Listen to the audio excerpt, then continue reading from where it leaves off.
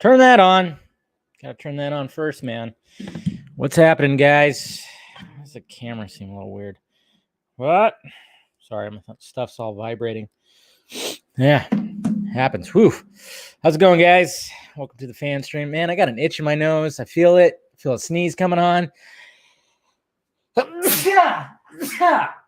Man, get that COVID out. Tell you what. Whew. Man, I felt it right as I hit, right as I went live. I went, oh man, there's something that's just scratching up in there right now. I tell you what. So, but what's happening, guys? How you guys doing today? Everybody doing good? Welcome to the fan stream. The good stuff. This is for the Patreons, the patrons, I should say. So anybody who's paying the top two tiers of the Patreon can come on and talk a little bit. So hopefully everybody's good. How's it going, guys? Have a beer if you want a beer. No drinks required, but it's good stuff. All right, so what's going on? Yes, how you doing, Mr. Jason? What is up, Jose? What the fuck is up? Well, we are. It's still light outside. I think usually when I've done these, it's been dark out. Because usually I do them at like 8 o'clock or something. And but today, since that whole Snyder cut party thing is happening, which hopefully you guys are maybe will be attending to. I don't know. What's going on? Steph, how you doing? But yeah, there's that Snyder cut party thing that's going to be happening with like a DJ and stuff. That's going to be on a live stream and stuff like that. That my buddy Eric is doing. That's going to be in an hour and a half. So I figured, all right, I better do this a little early. I meant to do it at 6, but I just got too held up with stuff. What's going on, Anthony? Zhao? I don't even know if I'm saying your name right. Zhao. It's looking like the Snyderverse isn't restored. Isn't going to be restored. What's making you think that? We're still pushing it, and there's still more that's going to be coming. Believe you me, man. What's going on? Happy Saturday, Ryan. God bless. Phillip. COVID alert. Watch out. It's not a watch party. We're not watching the movie. It's just going to be a DJ. But, just go there and raising some funds. Yeah. Check out. I retweeted it today. It's just like if you Eric Z, which he sometimes is in here. I retweeted his. It's not a watch party. I think we got a little confused. I thought it was a watch party at first too, but no, it's just going to be a party, a virtual party. Yeah, I'll provide the strippers and cocaine. Don't worry. Yeah. So no, but it's just going to be like there's going to be a DJ and just people turn up if you want to like have your camera on and dance. Nice to see you too, Trenton. You could do that. So it's going to be interesting. Am I hearing feedback? No, not hearing anything. Good. Just making sure. Woohoo! Party time, Jessica. I think you've been having a little bit of drinks tonight, right? So rock the fuck on. That's what I'm talking about. Saw your post earlier. So there's going to be some kind of little Snyder Cut party thing that's going to be happening in like less than an hour and a half, about an hour and 20. So, but I'm sure this is going to probably go on a little longer, but it's okay. It's okay if it goes on a little longer. Get everybody in here. I'm going to try it. I'm going to bring people in one at a time at first, and then we'll have everybody in here. But I kind of just want to bring everybody one at a time. So I'm going to go ahead and drop the link into the Patreon page. Let's see. Got music on in the background. It's a party in here. Got some silver chair playing in the background. Some old school fucking silver chair. Anybody silver chair fans? At least, yeah. That's on the first album. Good album. What up? What? Nobody likes Ian Sarnoff? Yeah, but I got some Silverchair. First album, Frog Stomp. I love that album. I listened to that thing on repeat when it came out. It kind of fell off. I don't really listen to the new stuff. All right, fan stream link. All right, sending it out now. Now we do this. All right, so let's get the party started. Got my beer. This is my second beer because I got these like an hour and a half ago, 2 hours ago.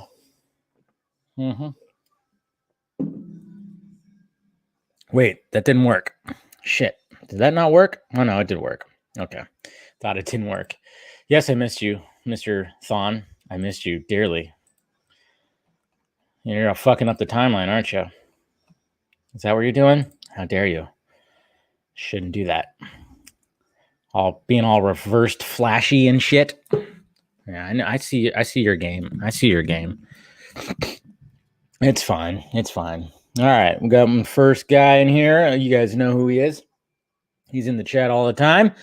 Mr. Eric Blake, what is up, sir? How you doing, man? How you doing? Good. Well, I got what I said I got. You got your Welch's. You got your sparkling. Watch out. Baby. Eric's getting a sugar buzz tonight. Oh, yeah. Good old acquaintance. There you go. Pour it up. What is that? Just sparkling? What is that? Just sparkling cider, right? Or is that like what is it? Yeah. It's grape. Yeah. Yeah, it's grape. Yeah, there you go. White grape. Yeah. There you go. I see. Cool. All right. So how you doing? Doing pretty good. Yeah. Yeah. Figured I'd be the most celebratory as I possibly can. Yeah. Yeah. You're not really a drinker, are you? Yes and no. I mean, like I said, I said this before. Like, I'm good with wine, and I've tried beer, and I'm like, nah. Bourbon, nah. I mean, like, I'd be one for whiskey, and I'd be one for wine. So I'm good with that. Gotcha. Well, cheers, man. Speaking in clear understanding. There you go. So, how'd you like the movie? Pretty good. It's just pretty good. Yeah, I mean, like, I gave my my non-spoiler review on my channel for anyone interested. And here's the thing. I really enjoyed it, but it was just I saw it, like, of course, I was one of those that stayed up late that night to make sure the moment it shows up on HBO Max, I see it. And then after that, it's like, okay, I saw it. Now I'm going to take a nap finally. Yeah. And then when I wake up, I'm going to basically spend the whole day processing and going and just reflecting over it. And then at the end of the day, that was when I posted my non-spoiler review. Okay. Basically, my feeling of it was like, I really loved it. I really liked it. I really enjoyed it. But my main feeling was, looking back, like, was just the frustration of, I really wish more. I wish more than I had before that we had gotten this in 2017. Really? Yeah, like, wouldn't have been the same though. Yeah, it wouldn't have. But then again, maybe later on we would have got this full version.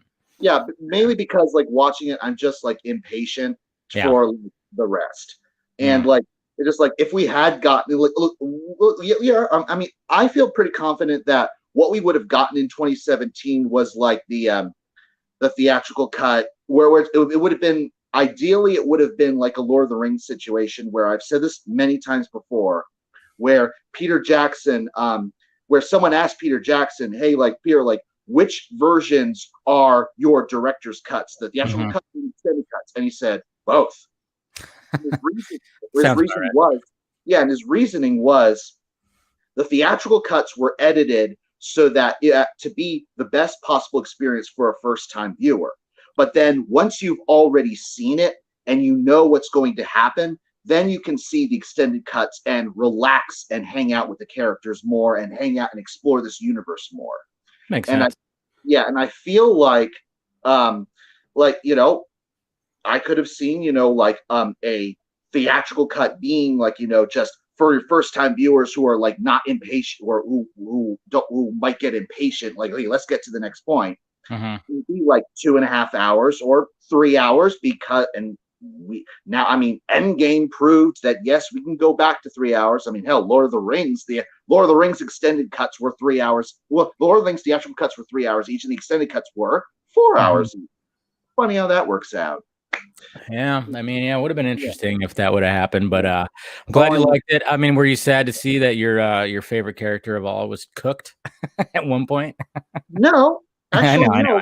know. Precisely because it was exactly what I and Stephen Colbert were saying. If it if we are going to see Lois's death in the Star Trek, it's going to be a nightmare vision. And lo and behold, that's exactly what it was. It wasn't the events that happen right here, right now, and it's the cliffhanger. Oh no, no, it wasn't. Sorry, friends, but Very no. true. Yeah, so I'm content with that. And by the way, I was wondering, and you were wondering, and you asked Zach about this. We were all wondering why we didn't hear any of Lois's lines in the trailers. Like, why didn't we hear her in like the Superman trailer? And he says, "Well, you'll have to wait and see." And watching the movie, well, the answer is pretty obvious because she barely says anything. Yes. Now, and that's fine. But what she does say is very personal.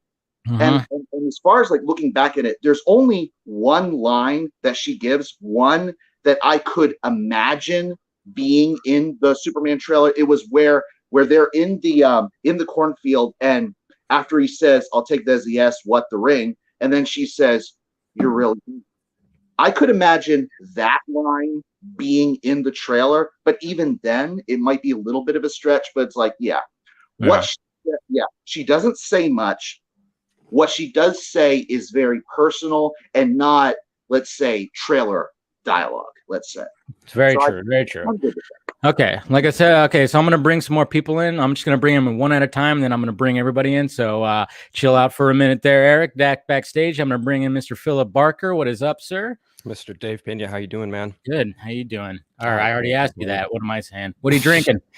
You know what? I have some Carlo Rossi, just some wine. I'm not going hard like I tried to about a month ago. That hard mics never again. Those things sneak up on you because they're sugary, they're tasty, and all of a sudden you're just like, you get to that point of no return. You're going, oh crap, and then gnarly hangovers. Oh, I crossed two different flavors. That was my mistake. I should have just stuck with one, but I just stuck with some wine tonight. There you go. Hey, nothing wrong with wine, man. You know me, I enjoy some wine. So cheers. Right. Yeah. So how'd you like the movie? I've seen it 12 times. 12 times. 12 times. I think I'm on. Today was 7, so I'm 7 times. So is that including Justice is Gray? Yeah, because I actually watched Justice is Gray today when we were doing like the whole day. I put it on at 11 o'clock, whatever the heck, and I decided, you know what, I'm just gonna put on the Gray version because there's just something about it, something about that, just that artsy fartsy almost look to it that it just makes it. I don't know, to watch a Justice League movie like that, there's gonna be nothing else like it. So pretty impeccable. Yeah. Definite different experience. I watched Justice is Gray. It was either day before yesterday, or even maybe the day I got my job. Maybe the day I got, because by the way, congratulations on you for. Thank you. And you got a job too, huh? Correct. Yes. All right. Well, okay. We got both for another reason to celebrate. So cheers, man. Cheers to that. Yeah. Awesome. Yeah. It's like today I was like, which version are we supposed to watch? And everybody's just like, just put on whatever. I'm like, all right. I'm going to put on the Gray version. Yeah. Cause it just, but yeah, overall, 12 times. What's some of your, if you had to pick a scene, what would you say is like your definitive favorite scene in the movie? Oh, it's no question. It's when it's during Clark's resurrection, but more or less when Bruce is, he throws the gauntlet away and Clark's about to heat laser him and says, Clark, no. The world needs you. It basically essentially saying like, forget about me, dude. You can kill me. The world needs you. Yeah. I love that. It's that scene. I mean, it is interesting because especially since we saw how it played out originally, it was really bad. And, and when you see it play out too, and it's just, you're going, Batman is screwed. I mean, if he's just powering through everybody else and he's about to just light him up, luckily he has the gauntlets, but it was just like, you were wondering where's Lois when she finally going to show up, and showed up just in time, which it's kind of funny because it parallels Batman vs Superman, where Batman had the upper hand and was about to stab the spear into Superman. She shows up and saves the day. Crazy. That Lois is the key right there. So good stuff. Good stuff. All right, I'm gonna put you backstage for a little bit, and then bring in a couple other people. Then we'll get the group in here. So move Phillip, and we got Mr. Jacob, sir. What is up? Nice shirt. Thank you. Nice hair. Yeah, I've been growing it out for a really long time. I think I need to cut it sometime soon, but that looks good, man. Thank you. I remember you showed up on the first stream, the first fan stream, but you didn't. I don't think you showed up on any of the other ones, did you? Yeah, I've only been on one. Yeah, and your hair. You haven't cut your hair since, have you? It's been one time since. Yeah. So how's it going, man? Fucking while. Yeah. How you doing? I'm all right. Yeah. How'd you enjoy the movie? It's great. Yeah. Favorite part? Are you drinking some Trulies? I see. Mm-hmm. Mm-hmm. Favorite part of the movie? I want to say I loved everything Cyborg, but if you ask, I mean, Superman's resurrection as well for me. Mm-hmm. I really like, because even though we saw most of it in the theatrical cut, it's like so much better here. Oh yeah. Like, I love how like the cutting back to Lois, and there's like actually, tension with the group, and it's obviously longer. Like the music is fucking great. Of course. I play it at work. Like, yeah. Oh, I know. I played it earlier, like just working on stuff. I'll have it on in the background. What's interesting about that scene too is, and even somebody asked me like, well, how come I thought the mother box was supposed to hit the water at the same time it's supposed to get get the charge? I'm like, no, that was in the theatrical version. It just needs to get charged and then fall into the water. It didn't matter. It was kind of foreshadowing the fact that Flash can actually turn back time. Yeah, that wasn't shown in the theatrical. It was just kind of showing like he can actually do that. So that's what made I remember I had people asking me about that, and I'm like, no, I didn't need to hit it at the same time. That was something that was added to the theatrical. It just needed to be charged and then hit the water, and then out comes Mr. Clark Kent. So good stuff. And in the theatrical cut, it's the resurrection in general was just like an idea thrown out there by like Flash, right? Yeah, I don't even remember. I tried not to remember. In the movie, it's like actually, we need to do it, but it's like we might be fucking up here. Like, yeah, I love like also the ship, like just. The counting down in the ship's just like, okay, I think you, don't do it. Don't do it. Don't fucking do it. And I love how the ship is doing that. Yeah, and then coming back, it's all great. Yeah, and then the ship just goes, yeah, but if you do it, this could possibly be, where I'm going to show you what could happen. And damn, I mean, that first little nightmare sequence, I tell you what, it's pretty damn crazy. Yeah, I didn't think we. I was waiting for that for sure to pop up. I mean, it fucking. Obviously, that's like Snyder couldn't shoot that, I assume. No, a lot of that was just heavy special effects, and then anything that had people in it. I mean, obviously, he repurposed Superman, like crouched down, and I mean, it was all just that was stuff that was added. Definitely was added. I'm trying to think what was. Is there anything else that they kind of? No, I think it was just Superman doing that. So I mean, like Henry Cavill was the only one who couldn't really come back. He was too busy doing. I think he was in The Witcher still. Maybe. So he couldn't, and they didn't need him for that too many shots. And I thought they did a good job of what they had. I mean, obviously, us nerds were like, "Hey, we look at that. We people spotted it right away." yeah, we spotted it right away. But it's just kind of like I don't care, And they did a good job. They didn't. I'm still questioning it, so it's not like. Yeah. It's not like I was like, oh, that's for sure. Man, the still footage, Yeah. I didn't know. Yeah. So I thought they did a good job. All right. I'm going to put you backstage and bring in the last person that going to be introduced here, it seems, at the moment. So I'll see you in a bit. We got Mr. Doug. What is up, sir? Hey, what's going on, Dave? Yeah, not much. Just chilling, having a beer. How you doing? Good. Yeah. Good. Oh, got some more people joining up. Doug, is this your first time here? Yeah. Yeah. Okay. Yeah, it is. Been watching Vodka stream for a while. Kind of quiet member on Twitter. of the movement, but been watching you and Chris since forever, and Nice. basically November 19th, 2017. And it all started. Yeah. Where are you from? St. Louis. St. Louis. Nice. Yeah. Okay. What you drinking? And drinking anything? I'm drinking a little leftover Guinness from St. Patrick's Day. There you go. What'd you do for St. Patty's? Anything? No. I think a lot of us did not. And it's, during the week. It's just bought some Guinness and Jameson. That was about it. Yeah. So how'd you enjoy the movie? Oh, loved it. Obviously, I've been waiting for this forever, and that was the biggest thing. In 2017, my kids were really young, so I'd always put on Batman, Superman, and Man of Steel, and the fact that it didn't get a real ending just kind of always stuck with me. And to see that fulfilled, and then and now we're left on a cliffhanger, but that's kind of the exciting part. Now we want more. More. What was some of your what was your favorite scene? I'm a Superman guy, so anything with Superman and Lois. I don't love Lois as much as Eric, but I definitely like everything that she was in, and it gave her time to mourn, and kind of brought back that funeral for a friend. Everybody who was involved with Death of Superman talked about how funeral for a friend was a big part of the actual purpose of killing Superman. So the theatrical version moved so quick that you didn't get any time to experience loss and deal with that. And I think a lot of cool things with Barry. He was my idol, and we really need Superman, and so there was that loss there that you kind of felt, and they couldn't do it without him. There was I remember when it started being revealed that how Superman's screen time, that it's pretty short. And a lot of people, I remember when it got revealed, which I thought was stupid by somebody who does scoops, and I'm like, really going to say the screen time of Superman? Anyways, that's besides the point. And then some people were hitting me up. Is it true that Superman's only in this much time? And I went, hey, I think it's a little more than what he said, but at the same time, he had a 3-hour and a 2.5-hour movie of establishment. Okay. Let some of these other people breathe a little bit. And then he comes back with a bang. He comes back, and it's a great moment. It's a nice little buildup because, like I said, they keep cutting back to Lois in her mourning state.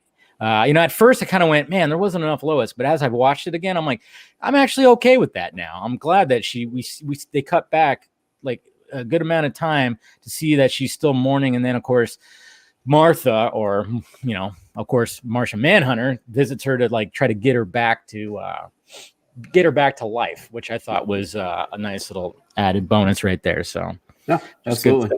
Yeah. All right. I'm going to go ahead and put you backstage, and then we'll bring you back for the group thing. And then I got a couple more people here. So good stuff. See you in a little bit. All right. Mr. Tony, what is up, sir? Oh, what's going on, Dave? Not much, man. How you doing? Good, brother. Just having a little G&T here, a little bit of rosemary in it here. So nice. Cheers. Salud. Hey, so I've been pretty good. Today I was working on a video, and I realized I had to scrap it, which sucks. That's always a fun thing, just because I messed up on a couple things, so I'm gonna have to reshoot it. But other than that, pretty good day. Not too bad. Yeah. Awesome. Is it another little exclusive clip, or what? What's going on? Yeah, I know, right? No, it's just, man, because I was trying to do like a different style video. So I was trying to, I scripted it out, and I was talking. And it's just, I messed up on like 3 different times. And I went, all right, I just got to reshoot this thing. I see. You were doing another little Ann Sano skit right now. Right? There's going to be a cut to something with Ann Sano in there. Yeah. But no, it was just something that I was trying to be educational as well as fast paced, and I think I just got too ahead of myself. But yeah, it just happened. So how many times have you watched the movie? Oh, dude, probably around 6 now. 6. Yeah. And obviously, I'm here in Australia, so I don't get the That's right. I don't get the Justice is Grey version. So I just went out and bought myself a nice 4K monitor, did a little color profile to Grey. So I just rewatched it in Grey. It hits a whole new way. It is just Well, wait till you see it. Wait till you see the actual version, because obviously it's as much as you could like tweak your screen or something like that. When they actually do when they're actually doing the film like that, they're going scene by scene and making sure that you can push things so much nicer, and it just the light contrasts. Yeah, it brings so much more focus to story, I think, and like you said, it kind of hides CGI a little bit and whatnot. So I can't wait. It's gonna be great. Oh yeah, it's gonna be great. What's your favorite scene in the movie?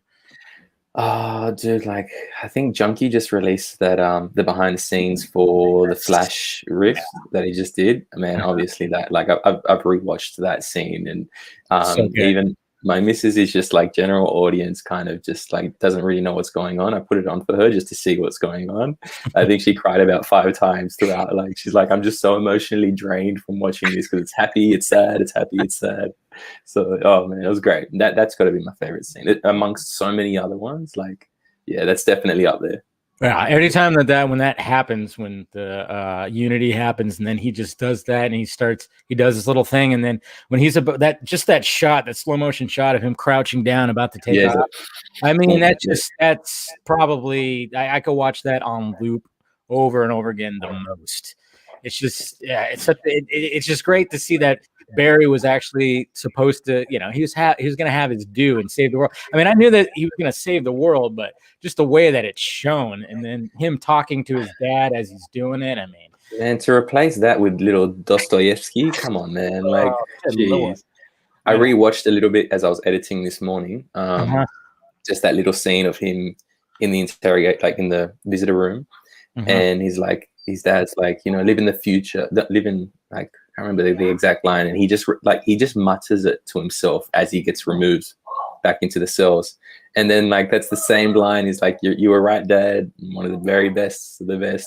When the scene hits, so it's just this full circle. You get to see the whole arc, the payoff for like the intro. It's just incredible, man. It's a beautiful thing. And like I said, you're gonna love it when you can actually watch the full-on gray version. All right, I'm gonna bring on one more person, then I'll bring the whole group back. So I'm gonna put you backstage, Tony. Thank you, sir. And we're gonna bring in Mr. Carey. What is up, man? You're on mute.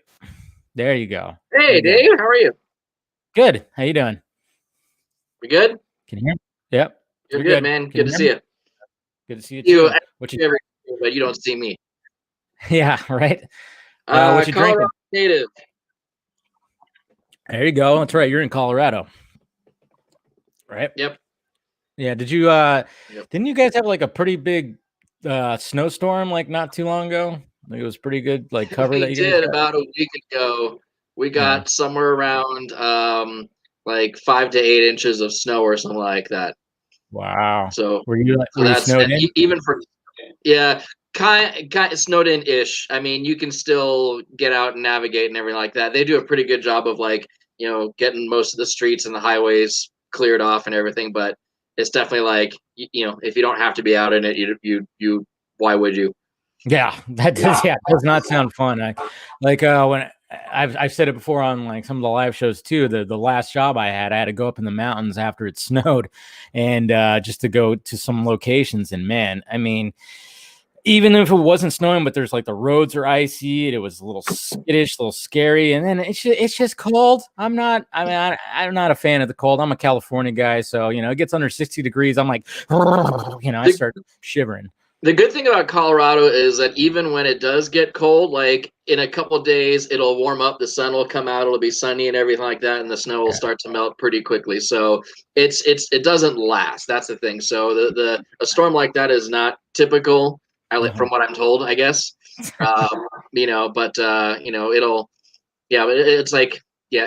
still sunny the majority of the time throughout the year. So that's good. So the movie, how many times have you seen it? I'm losing count. Yeah, I know. I had to think about it too myself. I was like, did I see it 6 or 7? I'm pretty sure I'm on 7. I want to say I'm on number 6. Okay. I could be like number 5, but I'm at the point where I won't like sit with it all the way through. Well, I'll start it and watch it for an hour or so, and then stop and do other things and come back and whatnot. Or maybe I'll finish the second half of it like at night and then like start it up again the next day. I'm like, which one am I even on? So that's what's nice about it. But like you could really do that. I mean, even when I was at the grocery store like a couple of weeks ago, and the cashier girl was, she saw my mask and said, "Nice mask." And have you seen it? And I told her, I was like, "Yeah." I think at that time it was 5 times. And she was like, I'm only halfway through. I think I'm on like part 4. And I was like, well, it's a good thing you could stop it at certain points. She goes, yeah, really. She loved the fact that she could just watch it, in pieces. Like it's literally like a mini series. And, it's not like you have to stop it at some point and pick a point, but you can actually stop it at the end of a part.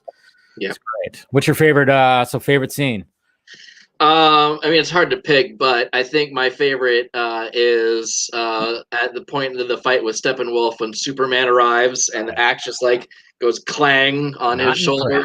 Yeah. Exactly. And well, even within that, when he laser visions off Steppenwolf's antler. Oh my God. I think I saw that. I was like, ah! Ruthless. It's just like, I was like, holy crap. So I mean, I revised my list that day. Yeah. Yeah. Thank you, Jeff Johns. We've all revised our list, 3.5 years later, sir. But have you watched the gray version yet? I think we kind of talked about that in messaging. Yeah, I watched it. Not for you, huh? It's not for me. Yeah, no. In fact, I don't know what it was. Like watching it, it felt to me like it was 6 hours long and slow. Really? Interesting. Yeah, I just felt like I was just trying to get through it as opposed to like trying to appreciate it. Personally, I don't know. Like, I mean, I know nothing's missing, but there's something in my brain that makes me think I'm missing something. Yeah, when I'm watching colors and stuff like that. Yeah, I know it's not going to be for everyone. I think just that night it was just going, hey, just turn it on, just to try to show like there's like a spike and an interest because it just kind of came out of nowhere, and it's like just do that. It's not going to be. I'm going to probably rotate back and forth. I put the gray version on today, and I still was going, man. There's just something about it. I think it's a unique watch, definitely. So yeah, but yeah. There are some shots I think come in really, really neat where you might pick up. Like I noticed rain more, like the scene where Lois is walking, especially the football scene. Yeah, or like the rain and water, I think stands out a little bit more in it. But like anytime there's, I don't know, flashes of light coming in from somewhere. Yeah. I mean, maybe like a lightning bolt behind Batman is cool, but like when I was watching part of it today, and I was watching color version, is the scene where Diana's attacking Steppenwolf and jumping over him. You can see the lightning blasts off his axe or whatever. Like I feel like that's stuff like that is completely missed in the black and white. Yeah, you're definitely gonna see some stuff. You're definitely gonna see some miss some things, I guess. But I think there's just something unique about it. But all right, I'm gonna go ahead and put you backstage, and then we're gonna bring everybody in. I'm gonna get a new beer, and we'll all have a nice little group chat. So I'll see you in just a little bit. All right, guys, let me go ahead and get another beer. I might have to get two. I don't know. No, I'll just get one. All right, be right back.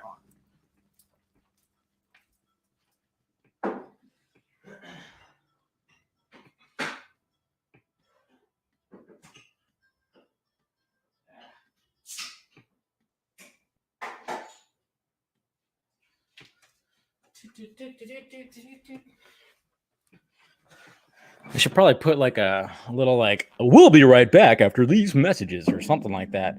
Should get a sponsor for when I have to get up and get a beer. Anyways, all right, get two. I know. Should have probably get two, but we'll get everybody in here. Let's see. I got the light on. Do I need more light? I think I'm pretty good. All right, let's bring everybody on. Let's bring back Eric. We got Phillip, Jacob, Doug, Tony, and Carrie. Sorry, hey Carrie.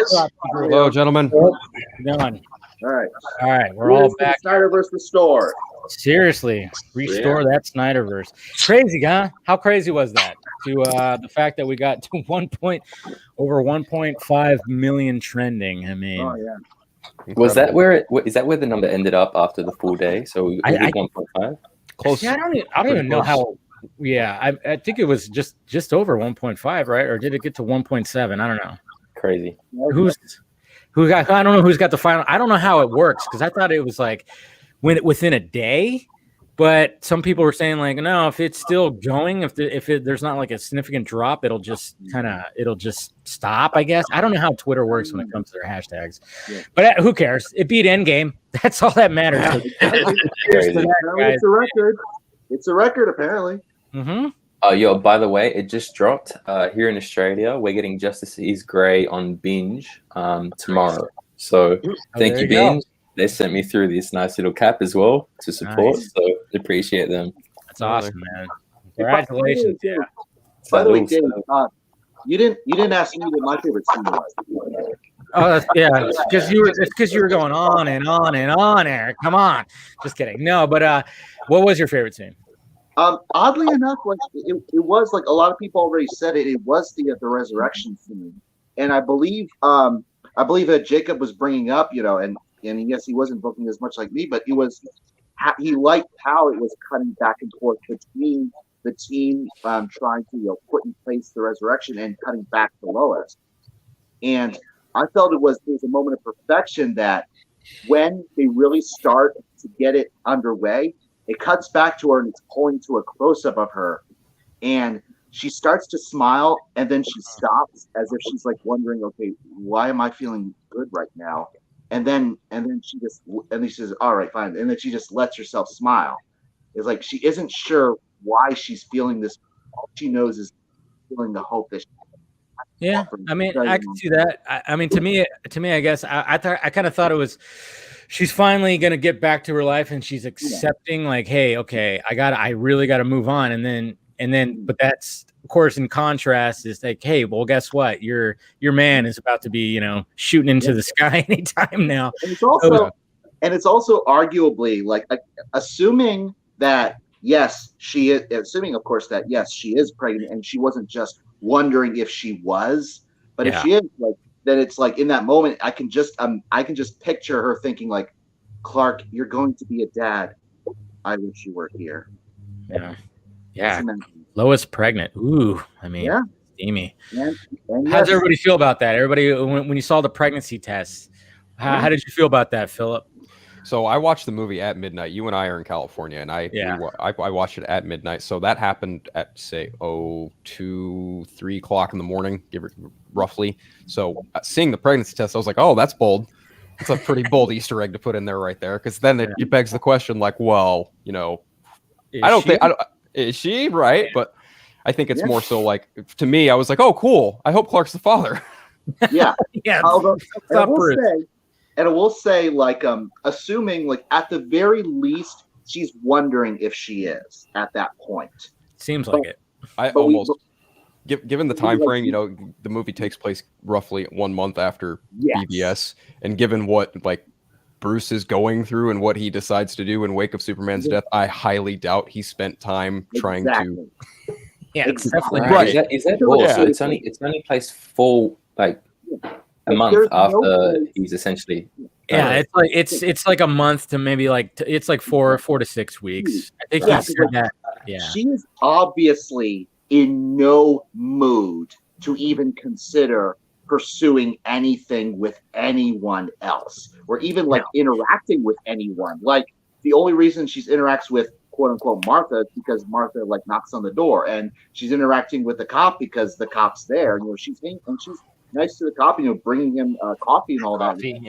Yeah, but it's like, but she is in no mood to pursue anyone, especially that soon after losing Clark. She is in no mood to pursue. No, I mean the whole Bruce thing, that was like another idea that was on, that was on the storyboards. I mean, bold. I remember when hearing about there's a possibility of that, I was like, at first I didn't like it, but when I read those storyboards, I went, wow, you know what? That could have worked.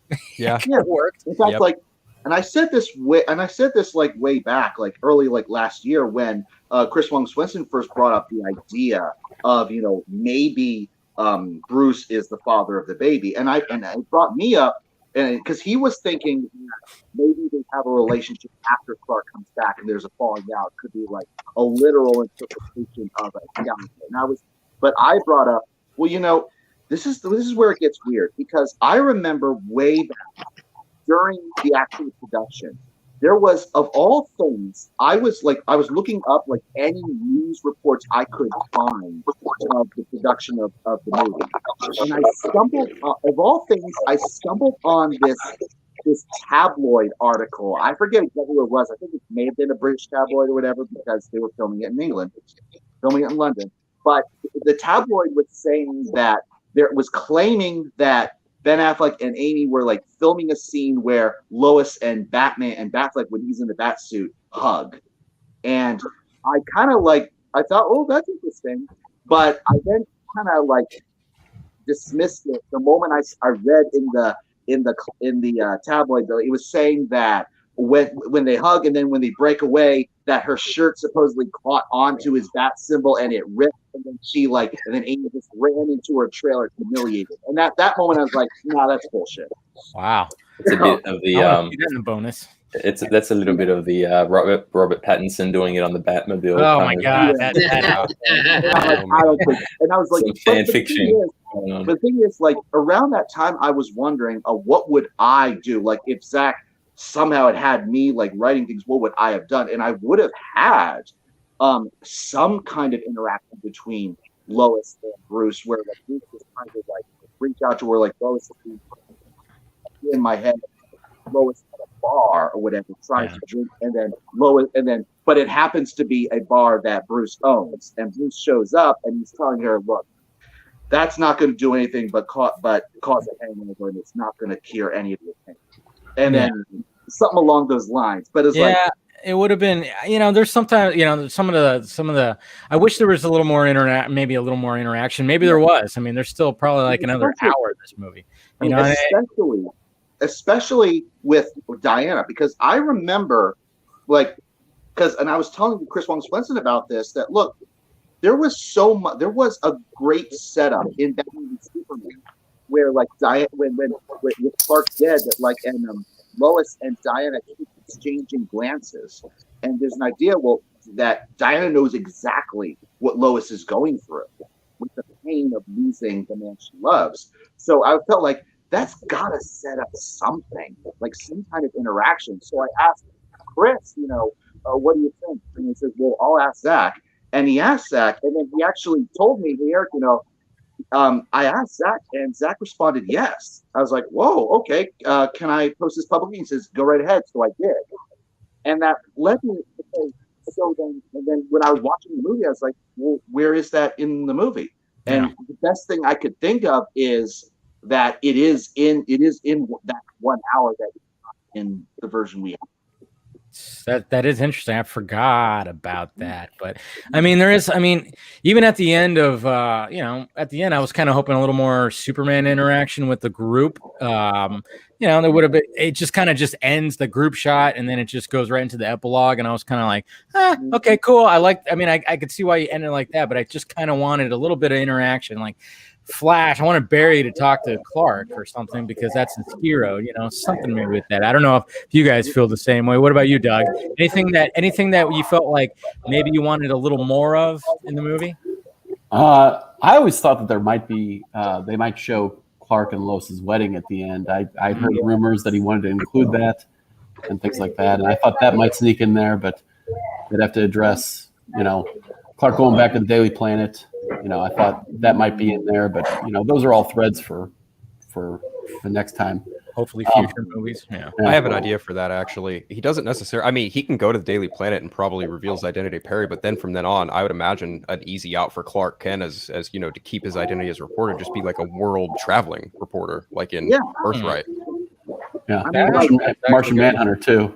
Exactly. They've done that before. And building on that, I remember hearing when Kevin Smith was talking about what the Perry White scene was supposed to be, because Lawrence Fishburne said that there was supposed to be a Perry White scene, he just had not been available at the time because of John Wick 2 or whatever.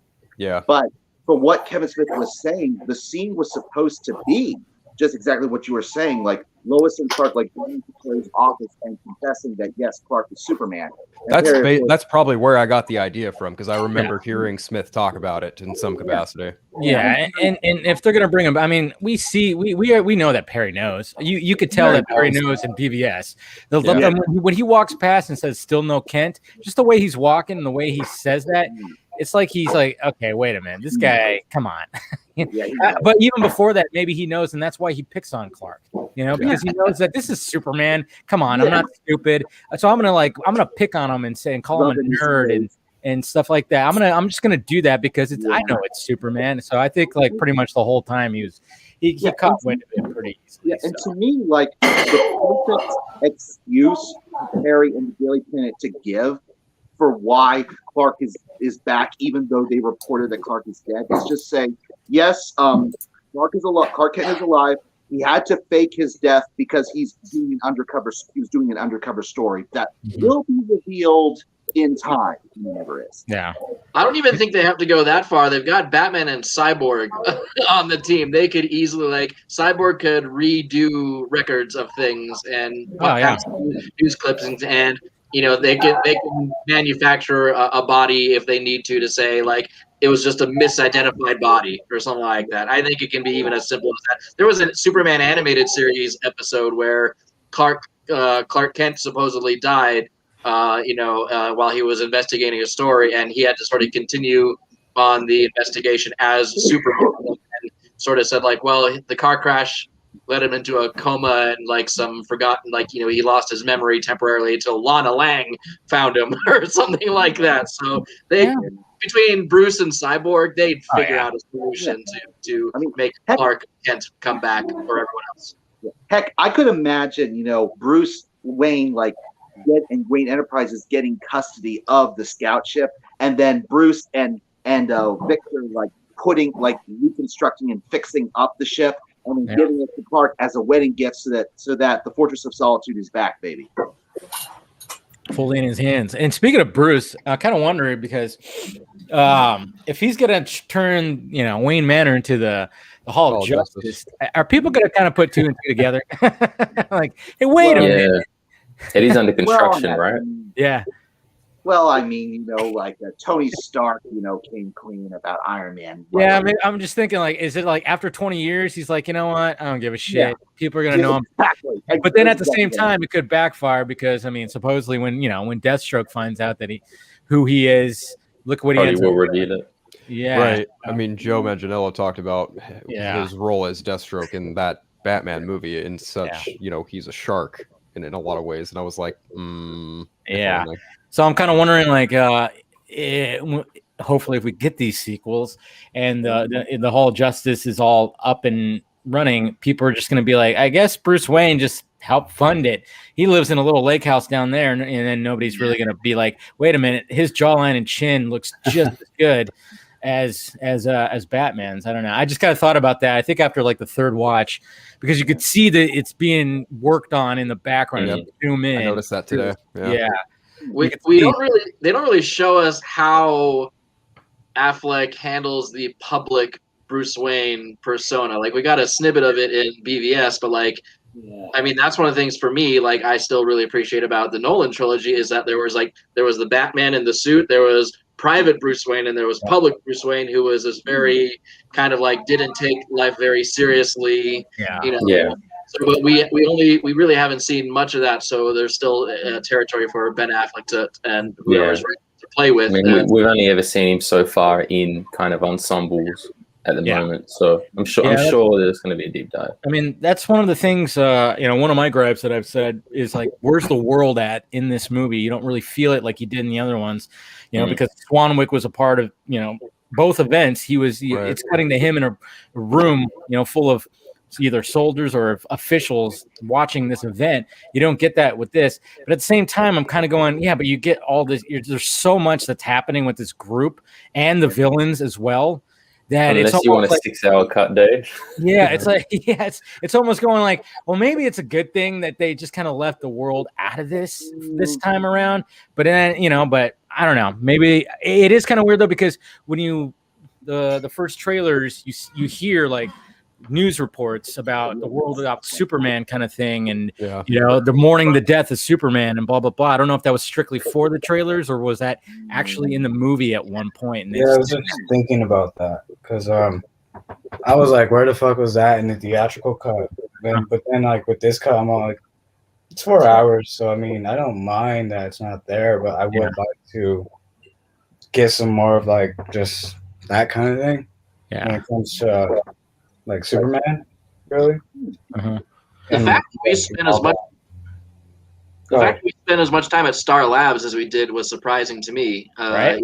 So that's kind of in place of the world perspective. We're seeing scientific research side of things perspective, which I thought that was cool.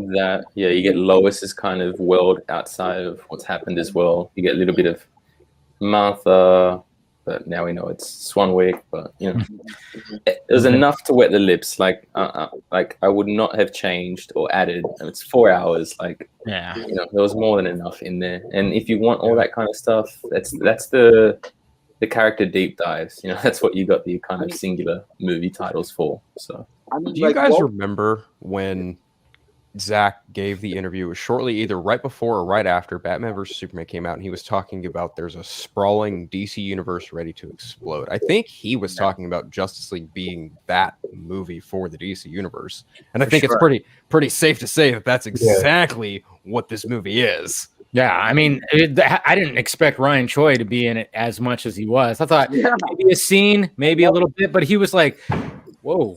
He had a pretty prominent role. Yeah, he had a pretty all the way to the end. To the end, where they were like, "Hey, nanotechnology, that's your thing," and he's like, "That's my thing." And it's like, "There's your movie. That go for it." He's a charge dude.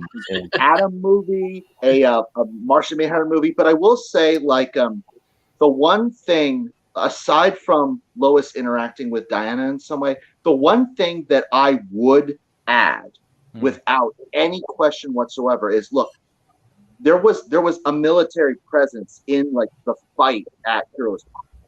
I would have had that lead into a scene with General Secretary Swanwick and Major Carol Ferris, interacting like with the soldiers and says, okay, what happened? What just happened?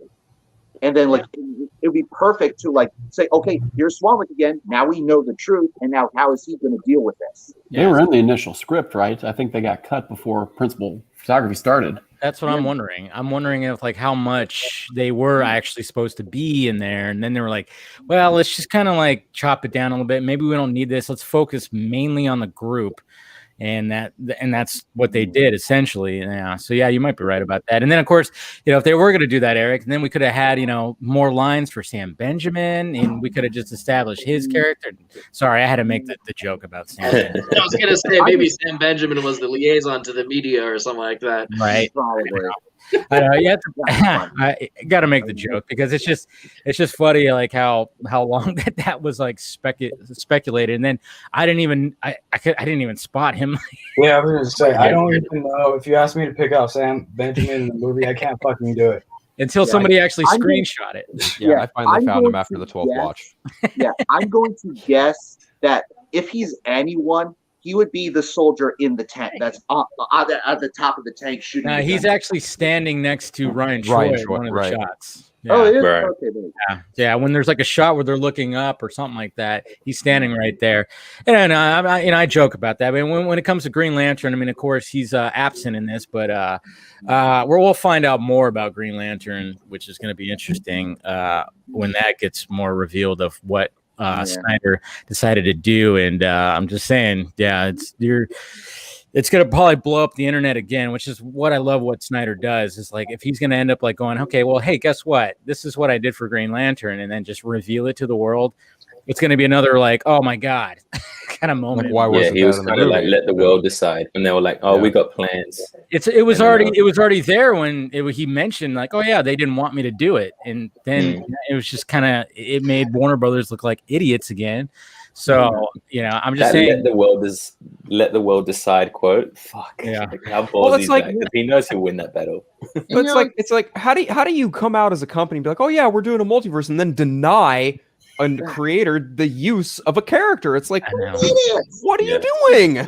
I think that was partially Jeff Johns, to be honest, because he was going balls deep into the Green Lantern universe because he was going to do a show and the movie.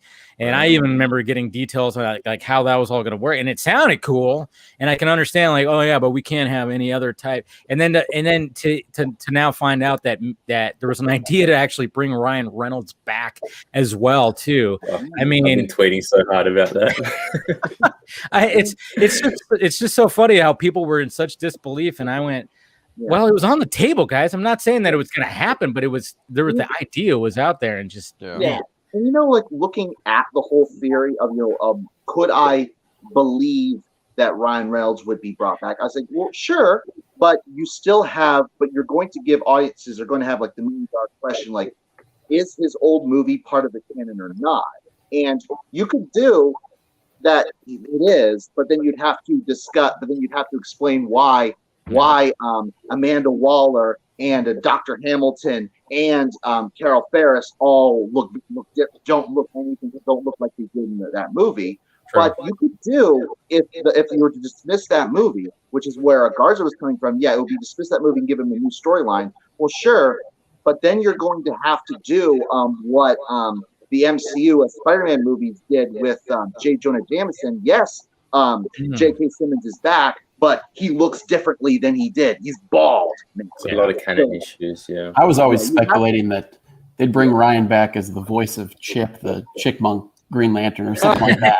That'd be pretty. That would be cool. That would be good. I was thinking he'd be great as a Guy Gardner. Guy Gardner. Oh yeah. Yeah, he definitely did. Even him just wearing a different type of Green Lantern suit would distinguish it. Like And his hair would be maybe a little bit different or something. Yeah, like that. Different hair and a different like suit. the ancient Lantern in the history lesson, his suit isn't made out of light. Yeah.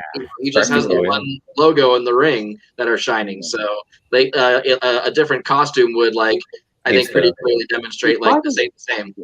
Yeah, and by the way, like the fact that when we see when Victor has his nightmare vision and we see the dead lantern, it's Kilowog. Yeah. And that instantly reminded me of how Zach's for a while, that scene was going where the lantern visit Bruce, it was going to be Tomar Ray and Kilowog. Yeah. Yeah. Makes sense. Well, that was Would have been like a direct repercussion, yeah. Yeah.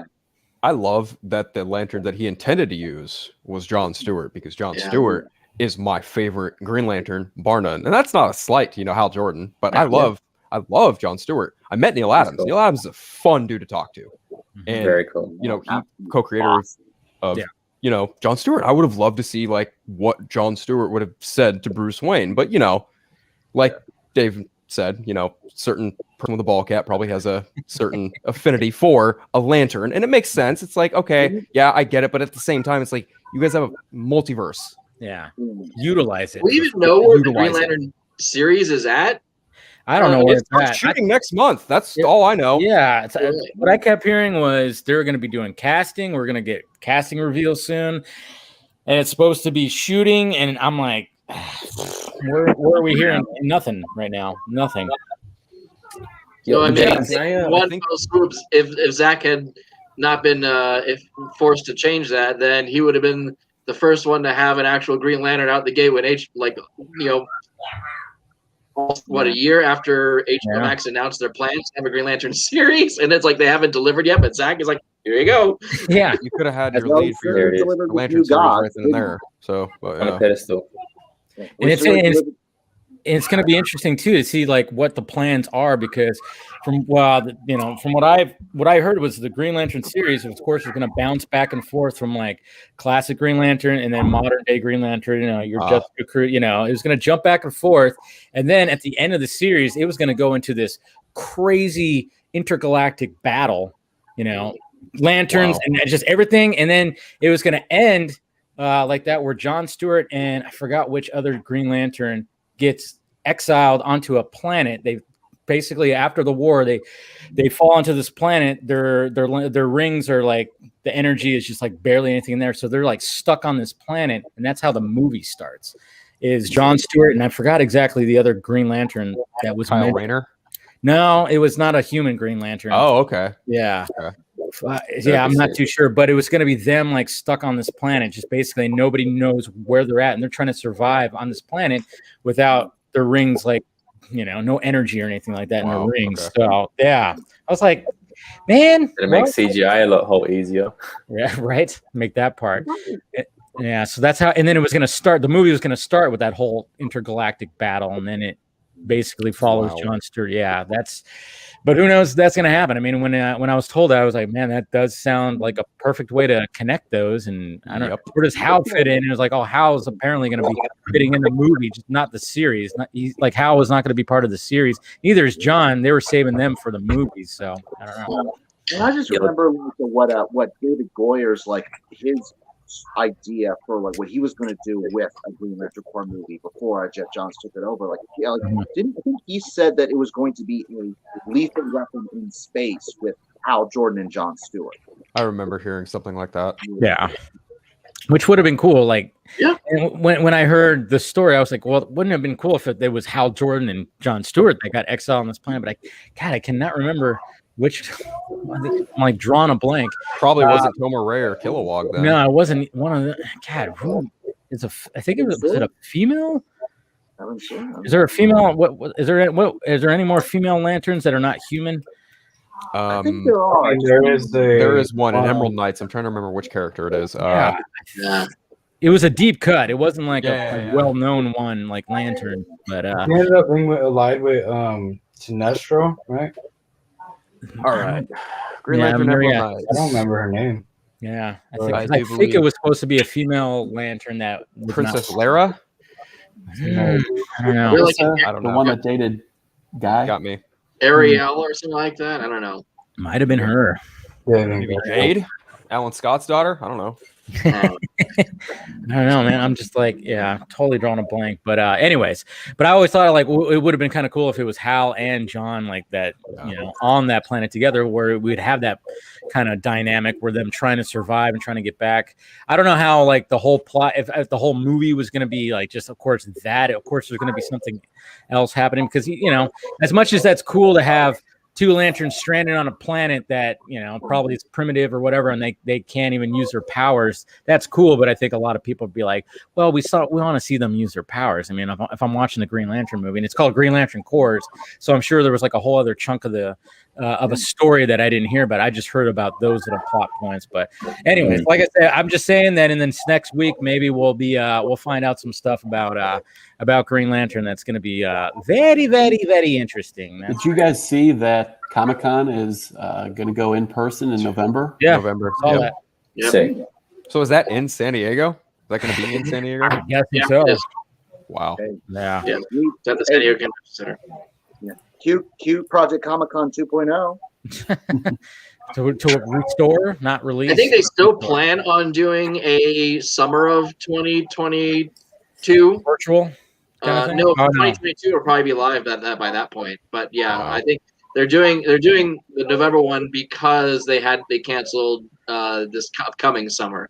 So they said I don't get that, because Disney and Warner Brothers evidently don't need the backing of Comic-Con to release their information for any of their upcoming slates for anything anymore. Like especially after what Justice Con just did to it, like right, exactly. And DC fandom, DC Yeah. fandom, and then I mean, I know. I mean, the thing is, though, like I hope, as someone who loves going to Comic-Con, I really hope they find some way to merge the two. Like that they'll be able, maybe they broadcast those panels from Hall H so that you actually have the live audience there as participating, and they create something virtual for everyone tuning in at home. I mean, that's the kind of thing I would think that like the Marvel Studios would want to do, because Kevin Feige does love when he brings stuff to Hall H. So he's a showman in a very different vein, and he's similar to Zach. He's a showman too. So, well, I think with loves Comic-Con, so he would love to bring anything that he's got coming to come to San Diego as well. So, moments like that Harry Swanwick kind of oh my god, voiceover and stuff. The announcement lines. There's nothing. Like, I don't care what animation you put on a screen. Nothing hits like a moment like that. Nothing. Yeah. To your point, Carrie, I think, Kevin Feige and Zack Snyder are, not necessarily two sides of the same coin, but, you've got two very different perspectives from a person who's hired to do a story and tell a story. And then you have the person who hires the person to tell the story. Right. Yeah. So it's like Feige knows how to orchestrate. He's he's like, okay, I know how to sell this thing. I know the pieces need to go together. And Snyder's going, well, okay, I'm the guy that I'll do it myself. Exactly. So, and that's why when you watch stuff with Hall H, when it comes to Marvel, it's announcements. It's we're gonna bring on so and so, and bring on this group, and Natalie Portman's gonna come on and raise up Thor's hammer, and that's all very showy and cool. And then Snyder was going, hey, Harry, you're gonna read this quote from Dark Knight Returns, and people are gonna start going, "Wait a minute, he's reading. That's Batman talking to Superman. Holy shit!" And then and then drop the lights and show the logo, and man, I mean, I still get goosebumps thinking about that. My God. Then the following year follows it up with a small teaser with Batman facing down Superman. Yes. Then the year after that follows it up with Batman, Superman, Wonder Woman taking the stage. Then they go back to film the movie. Yeah. Crazy. Unreal. It's crazy how that is. That was where they 3 revealed years. the Wonder Woman image too, the first shot of her in the costume too. Yeah. So everyone was like, "Oh, that looks awesome." Yeah, that dude has built hype for years on end. That's why it's going to be interesting. I mean, if we do get a sequel, this is kind of what I wanted to get into in a second. It's just like from an analytical standpoint of repercussions and the hashtag and everything, like what kind of teasers and marketing kind of, things is he going to leak or kind of going forward? Like we got the storyboards. What other little kind of Easter eggs is he going to keep giving us? I'm sure we can deep dive on the movie, but is it going to be a different kind of marketing approach going forward? I don't know. I think they should just let Snyder handle it. It seems like he's doing a very good job when it comes. Anytime that I mean, this past 2 weeks, it seems like something, something related to his movie is trending. Whether it's a character or his universe, it's something. It always seems just like let him handle it, and that's the thing too. When it came to back to the Ryan Reynolds thing, that's one of the things Ryan Reynolds is great at too, is marketing. I mean, can you imagine if this goes forward and then I don't know if it's going to happen, but then again, who knows if Reynolds is going to be happy working with Disney with Deadpool. I still find it weird when I saw headlines that said Disney's Deadpool, and I went, whoa. You're a big Deadpool fan, so that must feel like that was like you. I want to have confidence that Marvel will be like, hey, let Reynolds do his thing. But when I saw the headline Disney's Deadpool, it just threw me back on what that just didn't it just didn't feel right. Yeah. All I know is it would be such a missed opportunity to not have Deadpool 3 be titled Deadpool Kills the Marvel Cinematic Universe. Oh yeah, dude, that would make so many people so angry. There's but no I'd way. watch it. I'd watch the shit out of that. Yeah. Oh my god, I would love it. Because I keep on saying, I'm like, hey, if Disney's gonna own this much of the movie industry, you gotta have adult content. And it's just sad that we're hearing that Blade is gonna be like PG-13 possibly. No. Like you can't do that. I mean, for goodness sake, why did Disney? Why did you buy Fox if not to make Fox your new touchstone? Yeah. Right? Yeah. Well said. All right, we're gonna bring in center. Hey, look who it is, William. Hey, what's going on, guys? How you doing? I mean, Dave, I'll react similar when they say Disney's Alien. I know, it's so yeah. It just sounds so freaking weird, man. I don't know. Like I can't. How you doing, William? The Alien comic, the first issue of the Alien comic that I guess Marvel's releasing now was pretty cool. So but that's Marvel. Yeah. That was Marvel though, but when you put, you still when you got Disney also behind it, it's like, oh man, what's going on, William? How's the Sci-Fi Center? Not much. We're running a double feature right now, so I'm looking at my giant screen outside we're doing a promo for Kong versus Godzilla. So Nice. we showed we're showing the last two movies, and we're giving away IMAX passes and posters and stuff. So Kong Skull Island, Godzilla King of the Monsters. Correct. Nice. Skull Island on the screen right now. Matter of fact, he's gonna give us a little look. Cheers to that. Right out in the parking lot. There you go. Oh, that's sauce. There you go. Sick. Them cutouts behind you, Will. They're sick. So that's cool. Yeah. I'm missing Batman because somebody sold it out from under me while I was out of town. So. Oh no shit. Yeah, that's why I have Superman. You gotta hunt that down. Yeah. So I'm missing Batman. So until I replace Batman, I'm not going to permanently put him in one particular place because he goes right over here, I guess. Nice. So what have I missed?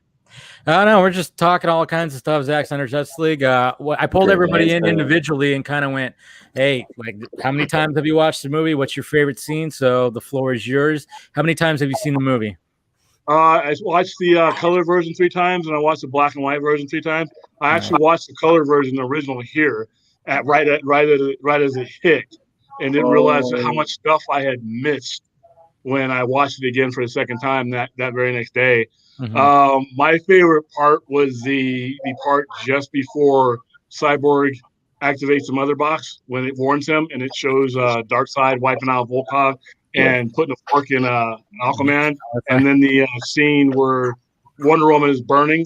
And I didn't realize it the first time, so I watched it the second time. I didn't realize Darkseid was coming out of the ship during the funeral. So the whole movie was like, why to fire some of these people? It was like a clinic of why certain people don't need to be. I can see editing things out of a movie if it structurally makes sense, but you got a hard argument for just about everything that they took out of that movie. It not only makes that movie good, but like I was saying with Poindexter, it makes the two previous movies even better. It augments Batman versus Superman in ways that it just makes Batman versus Superman a better movie without even touching it. Exactly. So, like I said, and by the way, when I was my question for the vodka stream last night, I don't think Steven understood what I was asking him. I was like, because KT Blaze is the main guy. They are not equals. Keelar and Ann Sarnoff are not equals. Keelar is her boss, period. And HBO is HBO as far as the guy who greenlets the content manager. That's not part of her divisions of Warner Media. That answers directly to Keelar. So my question is, why don't we ever hear that guy's name brought up? Why aren't we tagging him? I mean, you're correct, because I was like, when I heard the name, I was like, wait, I'm not familiar with that name because nobody talks about that guy. Nobody brings him in. So I mean, I'm sure even some of us here are like, who? I can't. KT Boys is as important as Zack Snyder, and he's as important as because he has his own budget. And by virtue of having his own budget, that means he doesn't answer to her. He answers directly or Walter Hamada, right? No, not Walter Hamada. That's what I'm saying. I'm agreeing with you. Is he does not answer to either of them? Yeah, he doesn't answer to any of those people. So I'm wondering why we don't. That name should be as familiar to people. I'm not going to say and harass the guy or start tagging him and everything, but when you hear that name, he's the one who greenlit the Snyder Cut. Right. Warner Brothers proper. Yeah. Warner Brothers proper actually said no, but they were overridden because it was going to be directly for HBO Max content. Yeah. That money did not come from those guys. That money came from the content manager's budget. Okay. So that's why it got greenlit. If it was up to Warner Media, we would still be clamoring for this thing. Okay, before you continue, Tony, you got to step off. Yes, thank you, boys. Great to be here again. Take it easy, See Tony. you next month. All the best. Take care. All right. Thank you, man. Yeah. And by the way, and on what you're saying, William, I cannot help but think if it's purely within the jurisdiction of HBO Max and therefore Jason Keelar, it has nothing to do with whatever Sarnoff and Toby Emmerich or Hamada, whoever want or don't want. I can't help wondering the reason we're not here is because, they don't need to say anything. They're just getting to work doing it. Easy. One word. Or actually it's two words if you finish out. Stockholders. Even though you control, there's a meeting coming up too next month. Yeah. Even though Keelar basically and Stanky control everything, they can't just arbitrarily make a move without a lot of support and without a lot of data. And that's why when Zach said repeat, keep watching and keep doing that, and then they released Justice League Black and White out of somebody's ass out of nowhere. That was a test. That was a test. He was showing somebody. He's saying, "Watch this." Right after that, there was something weird. Article dropped. There was something weird that was going on. That's why because I immediately I hit the man up because I was like, "What is this true?" And he just went, "Yes, it's crazy." And I went, "Okay, I'm gonna push this thing. Why would this happen?" And he just went, Oh, okay. The reaction was very interesting. What they were going for is the reason why Justice League got released like that out of nowhere and with that kind of preceding it was so that he can show them a whole different set of data. Yeah, we talked about that last night. We talked about that, because diehard Snyder fans are going to watch that. They're going to like, all right, we're going to, the general audience might be, oh, that'd be interesting to see nah, fuck that. I want to see that. But I think that, diehard Snyder fans, like his base, are going to be like, okay, let's watch this right now. That's why I was telling everybody. That lets them know how many we are. Yeah. I think that lets them know how where we are at and if we're worth it. Somebody was sitting there watching those numbers and those 1.5 million. Last time I looked, somebody that needs to be looking at that outside of Sarnoff, outside of Emmerich, is looking at that and using that data to make a decision. That's why Zach did that. You know the guy. I don't know him at all. Never spoken one word to him. But when it comes to just outright strategy, that is strategy. That is speaking to an audience of one or two. He's speaking to an audience of two. It just was weird that he didn't go on Twitter and say anything.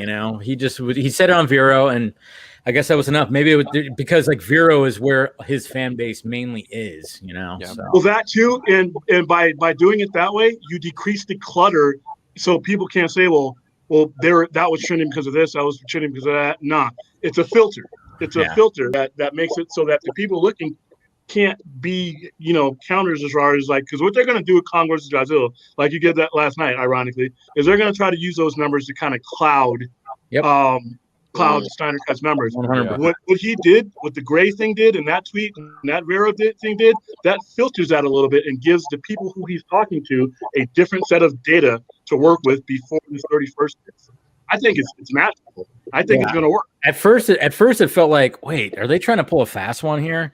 But yeah, after like a couple of days and just kind of being like, well, wait a minute, maybe not, because it just felt like it was weird. Uh-oh, we lost. Who did we lose? Who dropped? Phillip. Oh yeah, Phillip. There we go. You're back. You are now the crutch. Yeah, it's okay. No, but yeah, at first it felt just very, very strange. Like it's just like, are they trying to do this to like sabotage numbers? But like you said, now it just, and then after speaking, it's like, no, maybe they're just going to try to show that what's the fan base going to show, not just, and is it going to like spill into the general audience? And it ended up trending. I mean, Justice is Gray ended up trending, which was great. So yeah, I mean, it's just the fact that they have not released the numbers, and it seems like it's not going to happen until after Godzilla versus Kong. I don't know. It's so very strange. Okay, that they're not going to release it to the public, but trust me, that guy who helped found Hulu was already on top of those numbers that next day. And so he was probably watching him in real time. He's probably got a screen that was showing all of it. Yeah. And those numbers are bullshit. Terrestrial TV, I've watched this thing 6 times. Six times. I've yet to watch it on a terrestrial TV. I didn't even know what the hell that was until I had to look that up. Yeah. I watched it on the big screen. I watched it on the movie screen here, on a projector from a laptop. I've watched it on my laptop. I've watched it on my pad. Everybody who I've recommended this movie to has watched it on a device that's because it's 4 hours long and it was released at midnight. So were we going to sitting on the couch like The Simpsons at midnight watching a 4-hour movie? Yes. It's not going to happen that way. So those numbers are not relevant. And then the other thing, everything she said in that article was just stupid. Mm-hmm. And she couldn't give her company a win. Just take the win. Just take. You had a win. You had your HBO Max was a fledgling thing that got botched out of the rollout. You don't have any other missiles in the toolbox. You just launched one. Let's see where it lands. Don't do something stupid like that. I mean, it's territorial. So and that article was definitely the interview happened like probably a week before. Yeah, and just like we were talking about last night, it sounded like almost like a press release of, hey, this is the questions. Here's the answers. She's going to talk about the plan, and with the plan, and multi-dimensional and all this stuff like that, and back and forth, and then back up my good buddy Walter Hamada and blah blah blah blah blah. There was so much. Goddamn, it was just it was stupid. But at the same time, it's like, okay, you could have been like, okay, the buzz. Obviously, she knew about the buzz. I'm guessing it was like a week beforehand, and there was already still buzz for Zack Snyder's Justice League. So, okay, lean into it a little bit. Don't completely just go, yep, we're wrapped up, we're done, that's it, no more. And then the air cut thing saying, nope, we don't have any plans. Don't say that. And then kind of lean into it. Hey, we're expanding this universe. We have, of course, she talks about the multiverse, but she could have said something about, hey, we got the Flash movie, which is, the Flash is coming from Jack's world. So blah, blah, blah, I wish I wish I could have been there so I could have asked her. I'm like, hey, the Flash, that character, who created this version of the character that you're about to shove down my throat? Yeah. And she has no plan. Her plan is a scattered bunch of lint that if you look at the numbers, she can't take credit for Joker because they tried to pawn that off on somebody else. She cost them $500 million. If I was a pimp and I had a hook, it cost me $500 million, she's fired. All right. What about Aquaman? Aquaman wasn't them. Aquaman was already pretty much done and in the can by the time a lot of this regime came on. And a lot of people who were faithful to Snyder, even myself, even though we knew what was going on, I was holding out that this movie would still connect to that. And it kind of did and kind of didn't. But that movie made $1 billion because guess what? Zack Snyder cast a guy who everybody in the studio fought him on because they wanted the blonde-haired goofball. Yeah. I watched Aquaman recently just because I hadn't seen it and I wanted to watch it after watching Zack Snyder's Justice League. Yeah, it's loosely connected, but not really because there. I mean, first off, Mira's accent is like that's horrible, non-existent. That was dreadful. Yeah, Trident is not the same. Atlan's Trident is nowhere near the same. Yes, it's not the same. And then in Zack Snyder's Justice League, he like hates his mom. In Aquaman, it's just like, oh, my mom's dead. My mom's dead. Oh, damn, my mom's dead. That's pretty good. Here's the thing, though. Here's the thing on that. Exactly that. He still hates Atlanteans, though. Yeah, he does. That's still there. On that, that contradiction was present with Justice League too. But here's the thing: with Zack's Justice League, there's that scene between him and Volko before that, which establishes that Arthur already knows that his mother cared about him and charged Volko to mentor him. So even Volko looks different in Zack Snyder's He got a haircut. His hair is not even gray either. Still, 5 years ago, guys.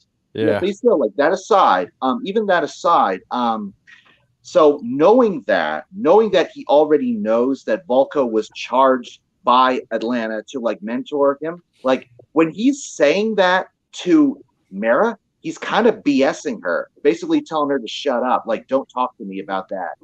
And he's basically saying that to her to shut up, and then she's like basically not letting it. So there's a new context. It kind of say doesn't white. It doesn't contradict Aquaman as deeply as the Justice League version does, where there is no previous context. I don't know. Yeah. It was just interesting watching. What were we gonna say, Willen? Well, like I said, there's two different realities here that are being fought.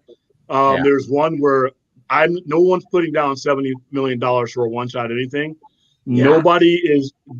Somebody said yes to a Green Lantern, even a dead one, showing up in this cut, and when someone else said no. Someone else said yes to this nightmare scene being shot the way it was when someone else said no. The thing is, though, like that part right there, that was added on when he got this $70 million right now. Like that, I don't think that was originally going to be there before. I think they were like, no Green Lantern. But this time it's like, hey, let's just put Kilowog dead right down there. And that's it. That's Kilowog. Yeah. But remember, they wanted all that cut out because they didn't want it to conflict with their future. Yes. See, they engineered this movie so that they could string their own things that never happened. So I'm thinking that there's, and when Steven said, well, it's not like a Cold War conspiracy, I meant to type right in, but the stream was over. It is a Cold War conspiracy. It is that clandestine. You have a director speaking in code to his army, and you have a CEO of a division speaking bullshit in her code to someone else. I don't know who that band she's describing, by the way. Who the demo she's talking about is like a Jockalos. It doesn't exist. And then you have the other guys who have all the power to say whatever, not saying anything yet, but they're not saying no. Those two guys could put the kibosh on all this and say, you know what? If Keelar comes out and says there's not going to be any more Snyderverse, then it's law. Yeah. He hasn't said anything. Lois hasn't said anything. Yeah, it's just been people who. 3 or 4 rungs on the bottom of the ladder there. I don't know. I thought it was funny that Jason Kyler shared that picture of with the Costco CEO and the Costco co-founder talking about. That was today, right? Yeah, I think so. Yeah, I thought that was pretty funny. Yeah, and how many times has he said who's ready for the Snyder Cut? Oh, how many times has he personally? So He took a picture So of, like, in Dallas of, like, the big, I think it was Dallas, of the big billboard of the trailer playing and stuff. Yeah. several pictures of that. So something's going on, man. Let's put it to you this way. I think it's positive.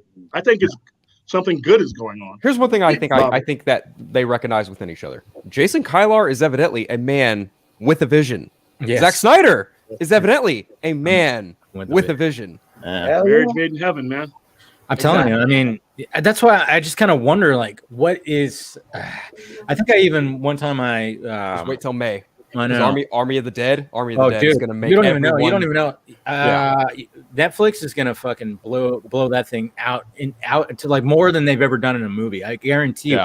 They're gonna. They see Zack Snyder's worth, first off, because what director nowadays has this kind of fan base? I mean, this is like George Lucas fucking level shit right here. The last time was Christopher Nolan, and even still, he has that same fan base even today. But even still, like, Zack Snyder is right up there. It's funny because, you know, Christopher Nolan's the one that handed this to Zack Snyder. It's like, right, and he backs Zack Snyder up. But yeah, you don't see this happen with directors nowadays, especially when it comes to these big, huge movies. Is Snyder just has this huge fan, and so Netflix is going to, like, all right.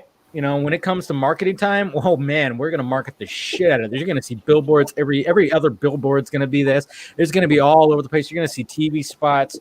They're gonna talk about, from the director of Zack Snyder's Justice League, Zack Snyder. You know, they're gonna say his name so many times. Go back to what you're gonna see HBO Max lay down the money and exclusive them. What were we gonna say, Kerry?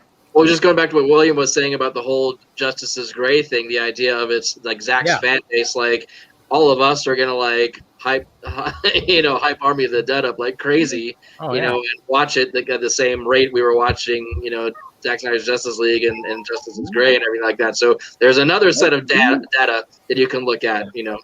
And then Warner's going to look at all of that and be like, oh, wow, look at what the competition is pulling in just by having Zack Snyder's name attached to this one project. Yes. Yeah. The guy that we have. That's an original product, too. It's exactly. not superheroes or anything. Yeah. Good Lord, man. He's a Norse mythology thing. I have a question about something, but you guys could keep going. William, go ahead. The problem that Ann Sarnoff has and Hamada has, a lot of those guys have, is the guy running the company is not a studio guy. He's a streaming guy. He's an entrepreneur, big, huge he's going to, like I was saying before, he's going to run Warner Media from HBO Max because he can make his revenue over and over 3 times. He can originate program on HBO Max, and if he wants to, make money and put it on IMAX. I, for one, would see any version of the Snyder Cut on IMAX and pay for it. So guess what? You have this content that originated on HBO Max. If I want to, I can take CW stuff. So guess what? You don't like Black Lightning's getting canceled? Even though Keelar wasn't part of that, he's like, guess what? I got it on HBO Max. And after about 18 months, if you guys like it, guess what's going to end up next? It's going to end up on the big screen. So Swamp Thing, same thing. He can basically take these IPs and use them to make money on every level of his company, all from HBO Max. And I think Snyder Cut is going to be the guinea pig on that one. When you see this after it's had its run here, you're going to see it on IMAX, and you're going to see it on TV. You're going to see it on TNT. And guess what happens when you show it on TNT? You get ad revenue from other companies, so you're making your money again. So that's the way he's looking at it. Whereas you got the Flintstones with Warner Brothers proper, who are thinking old Hollywood and that all revenue is coming from the big screen. That's why you heard her say that. In her reality, everything she said in that article was 100% true. In her reality. But in 2021, where we're all sitting right now looking at each other on a computer, there's a different. There's about 10 different ways to make money, and she's using the 1959 way. Oh, totally. Doug, you have anything to chime in about it? No, I just whatever comes next. You know, I kind of thought the Sarnoff thing was, you know, negotiated in the press, but then the stuff she said about Ray and all that other stuff was just, ridiculous. I mean, just shooting yourself in the foot if you ever want to do that. But whatever comes next is, I think it's going to be a really complex negotiation because it's not going to be. It's like be easy. Wonder Woman 3. Wonder Woman 3 was easy because you get Patty and Gal, you're done. That was probably a done deal before they even released it. With Zach, you know, you have the possibility of 2 movies, shepherding, you know, producing shows, you know, you got commitments from a bunch of actors. So, you know, I think it's going to be a really long thing, but it could be a really good relationship with them because HBO Max could put on the Arthurian legend series, The Fountainhead. I mean, that's 10-year Right. commitment. And if they go forward, I guarantee you they're going to recast some of these roles. So specifically, they're going to cast people for series type work versus Hollywood big screen contracts. Money's going to dictate that, and availability is going to dictate that, and I think it's going to be just fine. It wouldn't surprise me to see them go forth with a Wonder Woman or somebody else in that role if those people aren't available, because as long as they're going on, you can still have Wonder Woman 4, 5, and 6 if you wanted to on the big screen. Yeah. It's not going to affect anything because the type of audience that watches HBO is the type of audience that watches people get shot in the head, cut up, dumped in rivers, Sopranos, boobs, booty, everything like that. That is going to be an audience that they're going to cultivate with what Snyder does. What he does is perfect for a cable setting. Well, and it's not necessarily perfect for a big screen. What's interesting about that point too about casting, Ben. If you look at the cast of the Justice League, Ben Affleck was the big name. That was like the only big name, but everybody else was relatively unknown. Momoa, Godot. Now, did anybody really know these names? Miller. Nobody knew Ray Fisher. He was not unless you watched Stargate, you didn't know who Momoa was. Exactly. Right. You didn't know who any of these people were, and that's one of the things that I love. I mean, for the fuck's sake, the voice of Darkseid, nobody knew who Ray Porter was. Now everybody knows who Ray Porter is. Everybody knows who Momoa is. Momoa and Godot they're like big movie stars now. So that's what's interesting about your point there, William, is like now that they're so big and they got their own like movies, and Warner Brothers wants to move forward with like the sequels and stuff like that. It kind of makes you wonder how they could fit in this world. Hopefully there could be like something that's happening, but also think about that too when talking about Green Lantern. I know a lot of people, and there was a stupid bullshit fucking article that came out that said, Trevante Rhodes. It's like, yeah, people know who Trevante Rhodes was. You really think that Zack Snyder's Green Lantern is going to be a name? He's probably going to pull somebody that's going to be that he would have made a name eventually. Whose money is going to fit with him, what HBO will give him. You know what? Give me a hot chick that's going to play Wonder Woman, you know what? If Ben Affleck's not available, if you're telling me a Batman story in that vein, and Stone Quarry is telling the story, I'm okay with different people playing these parts. If I'm getting the storytelling that I'm watching now with Zack Snyder's Justice League, if I'm getting Batman versus Superman depth storyline, give me a Wonder Woman that fits that role for what you're going to do at HBO. Give me an Amazon show where heads are getting cut off and all the women, every Amazon in there could have kicked my ass. They all had six packs. They were all hot. Can you imagine a Game of Thrones type story with the Amazons and going against people and battling in Atlantis? Dude, the story that he had, the backstory that he had, the 1858, was it 1858 or is that the Crimean War? She's holding a head. Yeah, head. Crimean War. There was more to it, man. Yeah. There was more to it than that. Gal Gadot's not available because she's pregnant, and the money's not going to work, and Ben Affleck is doing all kinds of stuff. If you are following the same path, I think that's fine. But I think may most not would come back for Zach.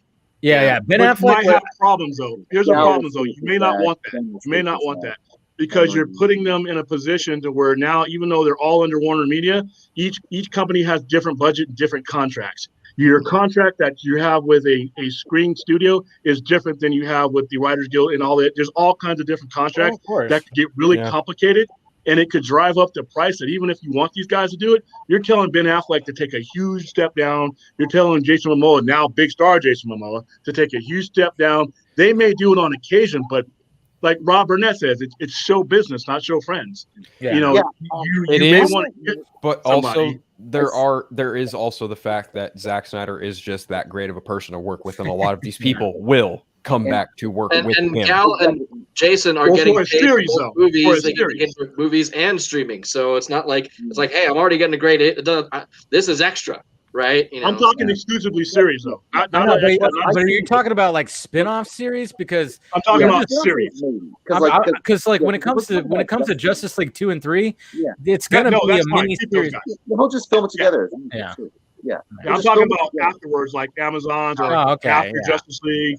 Because once Justice League ends, once you have Volume 3, once Volume 3 is done, if people are still looking for more content, they're gonna go forward. Money dictates that. Yeah. But you may not have these individuals that are available for that kind of money and you don't want to hold up a production of a series while they're doing other movies and negotiating big $30 million contracts. What are you gonna say, Eric? Ben Affleck won't be an issue because at the end of Zach's arc, Affleck's dead.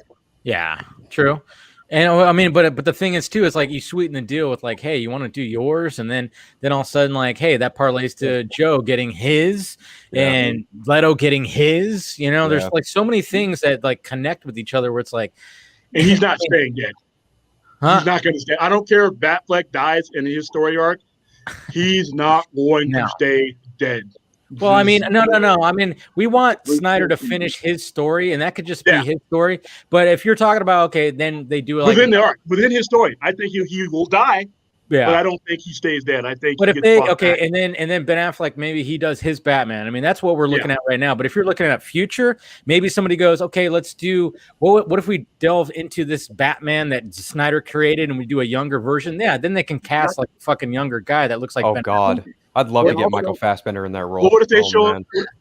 What if they show What if they do a Dark Knight Returns where it goes beyond that, and it's the same type of Batfleck? But like I said, if Ben Affleck is available and he can take a cut, or if he's willing to do it, or he gets different leverage rights and all that, all by all means. But like I said, it's just a different world when you're talking about streaming, because a streaming service is putting out a whole bunch of content. Eventually, they're going to have 20, 30, 40 original shows, and you're talking about a separate budget, whereas a studio only puts out so many movies a year. Yeah, so you're talking about just numbers. I would love to see them all stay forever, but I just don't think it's feasible. And then they're going to do a series with you're going to show the baby Kent that turns into a Batman. Yep, as Zach himself laid out, the son of Superman and Lois. Not Bruce is not the father. Clark is the father. As Zach has said himself, he has spoken. But he said himself that that Barbara is going to take the mantle for a little bit as Batgirl. She's going to take the mantle for a little bit as Bruce gets older, as Bruce grows up. And then, I mean, just imagine like the future Batman series will be like where Barbara is the mentor and you have Bruce and Harry Kelly as the new team. And that's another thing all too. on HBO Max. You have to continue. You can't just retell the same story over and over again. You know, you can't just like, okay, we're done with that. Let's start over again. Bruce Wayne, parents killed, blah blah blah. It'd be kind of cool if they did kind of just keep going and do something fresh. I mean, like what they're kind of doing with the future slate right now, right? Or future state slate. What is it called? Slate. Kind of, yeah. Yeah. You know, there's a new Batman out there, which is what Lucius Fox's Tim Fox. It's Tim Fox. It's his third son, I think. So I mean, obviously the diehard fans right now are going to be like, but we're talking about series, and we're talking about 10 years down the road. Building up to that. You know, if you just keep building up to that, I mean, that's the thing that I want to see when it comes to live action superhero content. Is the fact that they can grow and not just like, okay, let's just start over. Nope, let's just start over. Let's just let them grow, and you have series that last for like a decade, or or whatever, and okay, so let's do that with this, and let's let these characters just grow and progress. Hey, Jacob, you've been pretty quiet. You good? Yeah, I'm drunk for sure. I didn't even know anybody was on that corner. Yeah, I didn't even know anybody was there until now. I'm enjoying the conversation now. Yeah. I just wanted to make sure you were good. I wasn't gonna be like, dude, say what you wanted to say. You look like you were relaxed. I like the shirt. I got the bar enjoying his drink before and listening to everything going on. Yeah. Hey, there is one series that I would love to see Zack Snyder take over in his take, and I think it's something they could do almost immediately because you're familiar with a lot of the President characters, Legion of Superheroes, and do it Keith Giffen style. Do it violent. Do it bloody. Do it with people's arms getting cut off. Do it with people getting incinerated, disintegrated. You can use Darkseid in there because he's connected to that with the Great Darkness Saga. You could do it, and it would be great. And then it also could be promoted to everything else. There'll be a whole segment of fans pissed off at that because, like, these are supposed to be teenagers, in the future. You know what? And that's a good point, Kerry. That's a good point. You bring up that, and here's one thing where Warner Brothers ultimately failed is whenever you hear one of these pundits said, well, Batman and Superman, well, I loved it, but it was divisive. So what? You know what happens when there's a division? You pick a side. Yeah. Right. And the good CEOs, the ones that still have their jobs and the ones that aren't talking about in past tense, They picked the right side. If I know there's going to be a segment of fans that's going to hate something, like, fuck them. Guess what? There's going to be a segment of fans that like it. You know why? Because I'm going to look at the numbers. Man of Steel, 668 million, right? Next movie that gets released, BVS, 858 million. I'm looking at numbers. I'm looking at numbers going up. I'm not listening to some guy whine because Christopher Reeves is no longer wearing the red trunks in 2021 and Brown and Roth, that the nostalgia didn't work. All right? I'm counting the money I have, not the money I don't. And that's plenty of money. There's plenty of people that will buy into it. And guess what? If it's divisive, you have a choice. You do what J.J. Abrams did with Star Trek. You can either jump on to what we're doing, or the boat's gonna take off without you. And he dared those people not to jump on. And guess what? That Star Trek, whatever you want to say about the third and fourth one, those first two movies made a lot of money, right? Yeah. Because he cut the lifeline away from him and said, "You're gonna float out here and drown, or you can get on this raft and come with us." And that's what Warner Brothers and Warner Media and HBO Max have to do. Stop listening to these people whining. Most of the people who whined about BVS were never going to see it. Most of the people, when we were promoting Justice League, like got these stand-ups and stuff like that, we were doing surveys. Those people were whining before the movie was even wrapped. They were telling me how crappy it was going to be 6 months before the damn movie wrapped. So we're listening to those people whose money you were never going to get. Why don't you listen to these people who put 1.5 million tweets up on the board? Or the people who got this thing on replay, you know? But what's funny about it is like some of those people, they thought it was going to be crap. And I mean, you could do the search term and say, I was wrong. I mean, the analytics on that are like insane how many people are going, holy shit, I was wrong. This movie, this version of Justice League is fantastic. Zack Snyder turned me into a fan here. I mean, that's what's... Well, because the Marvel Zombie Wars are over. The DC Zombie and Marvel Zombie Wars, they were at their height when this movie got released. Now that that's settled down and a lot of the scabs have gone away and done their own stupid stuff, you're left with people who, you have a movie now with Justice League that is able to be put on streaming. I can bypass critics. I can bypass the fanboys. I can bypass anything because the risk is just hitting play. I'm getting now a more pure thought pattern of what these people want. Whereas when there was money on the line, when I'm taking a family of four, the only reason Rotten Tomatoes has any relevance is money that people are spending. They want to validate and make sure if I'm about to spend $100 on a family of 4 or 5 to go to AMC, then I need to hear somebody tell me it's great. When it's on my screen and all I got to do is push this mouse button, I don't need to listen to jack shit. I don't need to listen to Siskel, whatever, rest in peace. Any critic, any no Rotten Tomatoes, nothing. Yeah. Nobody. It's me and that computer screen, and that's why you're getting an unfiltered thing, and you're also getting an unfiltered thought about Batman versus Superman. All the people who shit on that movie and shit on Man of Steel, guess what? They're on the same streaming service right next to each other. Oh, yeah, they're going back to it and going like, oh, wait a minute. I get what they were trying to do now. Yes. And guess who's looking at those numbers? Guess who's looking? He's not only looking at those numbers, he's looking at those associated IPs that are being connected to both of those movies. So the guys he's talking to, the guys who were, I was up at midnight a couple days ago watching Justice League Gray over and over again, those guys are not only just looking at and that's why this Kong thing is not going to work and dropping Suicide Squad. I'm going to pass on that. And I love James Gunn. I got to have a chance to meet him. I'm going to pass on that. His movie making, he's made one movie I liked. And I think it was Guardians of the Galaxy, the first one, if that was him. Yeah. You didn't like Slither? I like those. He makes quality movies. Super? I'm not going to knock the quality of his movies. He's a quality movie director. It's just not for me. Yeah. And his humor is really over the top. I can't. Yeah, and it's overdone. I'm like, the joke can only last a couple seconds. Yeah, if you guys saw my reaction, I was like, okay, this dick joke that went on, like, it's just like, dude, read the room a little bit. But what happens here is, can I say something real quick, William? Go ahead. Just real quick about the Suicide Squad. Look, I think as a DC fan, there are things in that trailer and that movie that you can love and appreciate. Then also, as a movie fan, there are things that you can look at in that movie and go, yep, James Gunn directed this. Which was the whole bag of dicks thing. And right. And it's like it's spooching all over me. I'm like, okay, that's I was kind of like, it's like Angel spooching. I was like, I was like, I don't know about that one. Just but what they tried to do though of someone like kissing all over a Margot Robbie, I have to admit, is not a bad mental image.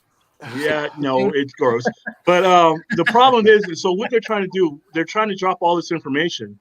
And because It's an of the info way dump, old yeah. Hollywood works, these trailers would have been a distraction. Like, distract me with Pierce Brosnan, that's great. Yeah. Because That's there's Dr. nothing Fate, wrong right, with that, yeah. but they're compressing.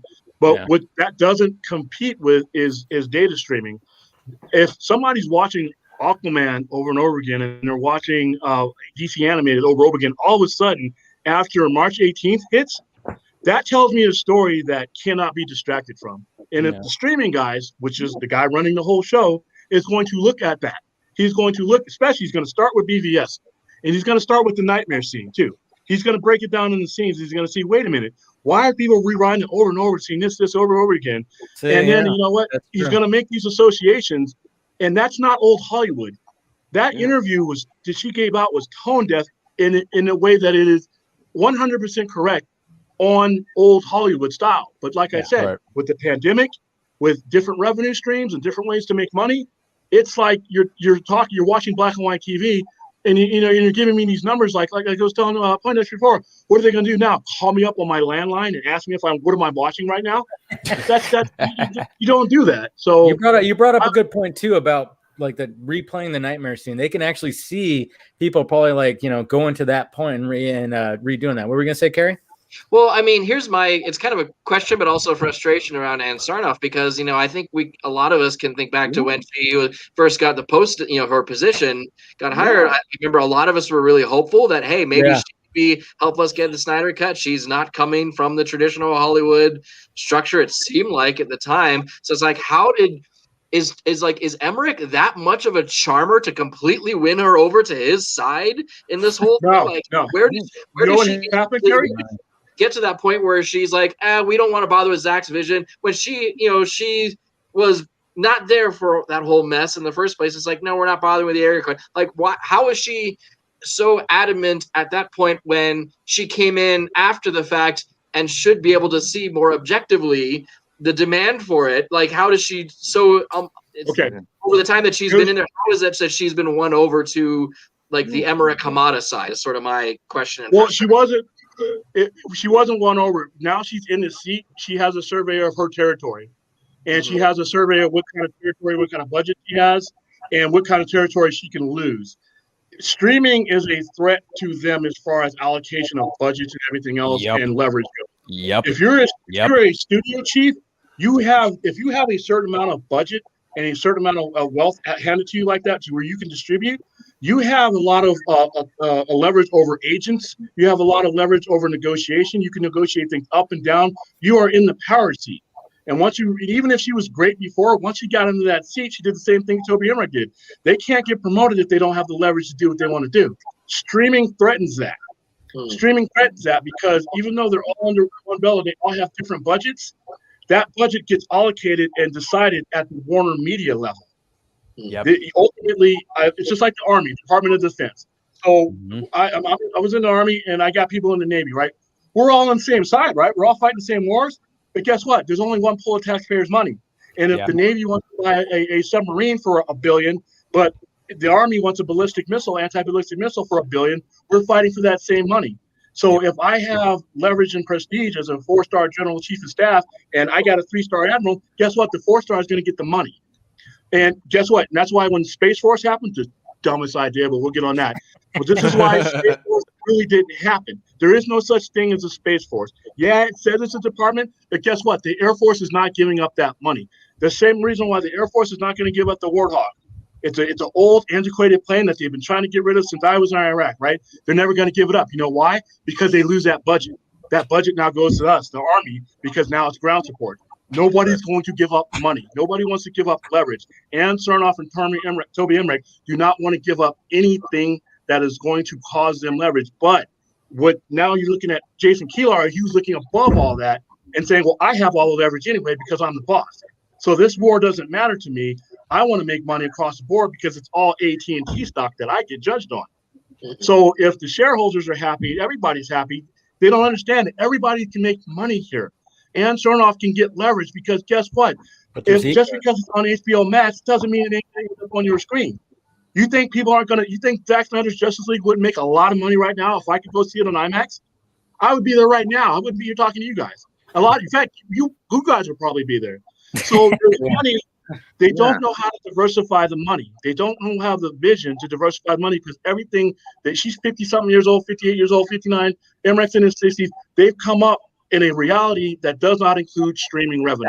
How old is Jason Kylar? How old is he? Kylar's 48, I think. I think he's in his late 40s, early 50s, something like that. 50. Okay. He's a very young 50. Yeah. But you got to realize, though, he's a very young 50. He's 8, 9 years, 10 years younger than them. But his history, it's his history.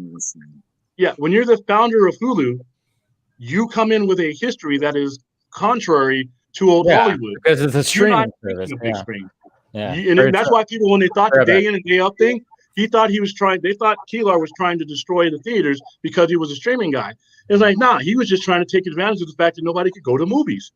He was going to make that money. He has that kind of vision, and that's why, to answer your question, Carrie, that's why she seemed great at the time, and I was hopeful for her. But once you get in the Iron Throne and you start looking at the kingdoms, you can see a lot more of your kingdom now. Analogy, by the way. Yeah, and you can start seeing that those barbarians are at the gate. And guess what? Those barbarians are in your own company. So it was just really disappointing because I know, I'm one of the people who wrote letters to her and Hamada asking for the release of the Snyder cut and everything. Come on, man, we had so much confidence in you, and you just betrayed all of us. Here's the unfortunate truth: is you have Walter Hamada, you have Ann Sardoff, and you have Toby Emmerich, right? You have all these people who we all really wanted to be, in essence, kind of like a Kevin Feige of sorts. And the truth is, they're not. They are just not those kind of people. They don't have the kind of love or affinity for DC as like a brand or as these characters. Like, sure, they can go out and say, "Oh yeah, we love Batman, we love Superman." It's like, okay, prove it. Yeah. Prove to me that you do. Because not once in any time that Walter Hamada or Ann Sarnoff has come out and said, and anything that they've said in regards to Zack Snyder's Justice League has just been positive. It's more of like a deflection, a shutdown of like, oh yeah, we're just doing it to finish it. It's just like, how just blind are you to just how awesome this shit is? Well, I mean, remember, what is your problem? Hey, remember, they wanted to release the whole thing without it, without adding any more, budget to it. They're like, hey, can you release it as is? But Zach was smart. Are you fucking kidding me?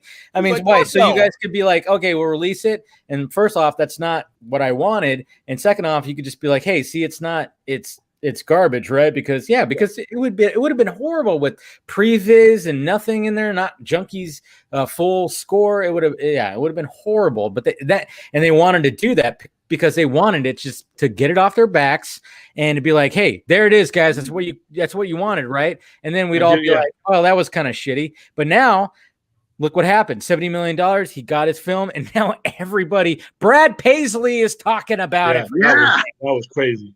Yeah, Brad Paisley. So, and that shows you the general marketability that it has. So this is how this is going to end. I mean, I'll bet money. This is how this is going to end. You're going to see nobody's going to get fired. Hamada's not going to get fired. Emmerach's not going to get fired. Ansar's not going to get fired. But what you're going to see is a realignment of power and money. You're going to see HBO Max be the seat of Warner Brothers in a way that Casey Bloys is going to be as powerful as they are. Simply because the content is going to start with him. Everything that Warner Brothers makes money off in the next 10 years is going to either filter through HBO Max or start in HBO Max. And then it's going to go. And that's going to give whoever's sitting in that seat all the leverage. Now, they're going to be forced to see things a certain way because he's not going to give them a choice. Keelar's not going to give them a choice to be like, oh, well, we want to do this. He's going to be like, okay, I gave you a chance. And right now you don't hear him talking much because he's building a case for when he makes these moves. And that, okay, well, let me show you my analytics from what I believe in, and let me show you your analytics from what you believe in, and mine wins. And so you're going to see Emmerich have a lot. They're going to have their power. Yeah. They're going to have their budgets, but they're going to have to exist alongside an HBO Max that they really don't want to exist right now with. Yeah, I think, I mean, when it comes to like Emmerich, he's not going to get fired. I mean, the only way that these guys get out of there is if they get they grab someone's ass. Well, they get me too. And I remember I even heard like, oh, it's going to be coming for Emmerich. I think it slightly came for Johns, but for some reason that didn't really stick. It was weird. You didn't have a big enough name. Yeah, which is surprising because of who Jeff Johns is. Yeah, I mean, outside of comics, he's a nobody. Yeah, that's Outside of what it comics, is. Jeff Johns is a nobody. And I mean, he did kind of get stripped of things, but he's still lurking behind the scenes a little bit. Why is he still on Superman and Lois? Why is he still half and half on Superman and Lois? Like, yeah, he's still working behind the scenes. There's so much stuff in the second episode of Superman and Lois that I went, okay, you clearly looked at someone else and went copy paste. There you go. Yeah, it's you know what? Not knocking the guy. Go ahead, Terry. No, just like because isn't Andrew Kreisberg still listed as an executive producer on The Flash, and he was Me Too'd a few years ago, and but like so it's just because he was there when he was there when he started it. Yeah, it's all Those are it's in the contract and stuff. Yeah. So he's but nobody knows who Jeff Johns is. Yeah, but I mean it's all gonna be very interesting. And before we wrap it up here, we'll bring in one more guy who just joined right now, and we'll say hi to him. Mr. Darren, what's up, sir? Hey, how you doing, man? I'm doing good. Yeah. We're just talking about, of course, all the Ant Sarnoff stuff, but we'll go back to the initial question of how many times have you seen the movie? I've seen the. Oh, that many? What? I've seen the movie. I've seen the color version 3 times, and I've seen the black and white twice. Okay. Oh man, you're behind, man. What's up? You're screaming that when you go to bed, when you go to work. No, I'm just kidding. I know. He's fine. Hey, hold on. Wait, can I ask you a question? What did you watch it on? What kind of device did you watch it on? Wait, hold on. Hold on. Let me fix something. Yeah, it's got some technical. Okay, Dave, your first one. What kind of device did you watch it on? Well, I Chromecast it to my TV. Gnarly. Okay. Eric, what did you watch it on when you first watched it? It was a Roku attached to my TV. Okay. So how many terrestrial TVs are we talking about here? We're 0 for 2, but okay. Oh, I had it up. I had it up on my computer through HBO Max's website, but I was playing it on my Roku TV. Yeah. So those numbers are. So if anyone's seen my setup, y'all know I'm like Batman. I have like 4 screens up and shit. So yeah, I have a pretty solid setup. What about you, Doug? Roku. Streaming it. All right, guys. Hey, I'm gonna head out because I got to finish this whole promo thing I'm doing. But hey, next time we meet, we have something more to talk about. Positive. Yeah, for sure. Thanks, William. All right, guys. But yeah, no, he's got a point about the, what do we all kind of like, you might do something a little different. And when those Samba TV numbers were strictly smart TVs. And I'm like, I'm kind of going, I don't know about that. If it's strictly smart TVs, there's a lot of people, that either, like I said, I Chromecast it. You guys got Roku. I mean, some people maybe watch it through an app through their Xbox or PS. 4 or 5, whatever the hell. On Fire Stick TV also, so I've watched it through that. All right, you good, Darren? Yeah, I'm good. I still had YouTube open on another tab, for sure. I can hear. Yeah. All right, yeah. William had to take off because he was hosting like a screening thing at his place. So we were First off, okay. How many times did you say you saw it again? Sorry, I've seen the regular version 3 times, and I've seen the Justice is Gray twice. Okay, so 5 times. Nice. All right, favorite scene. Nice humble brag. It's a tough one, right?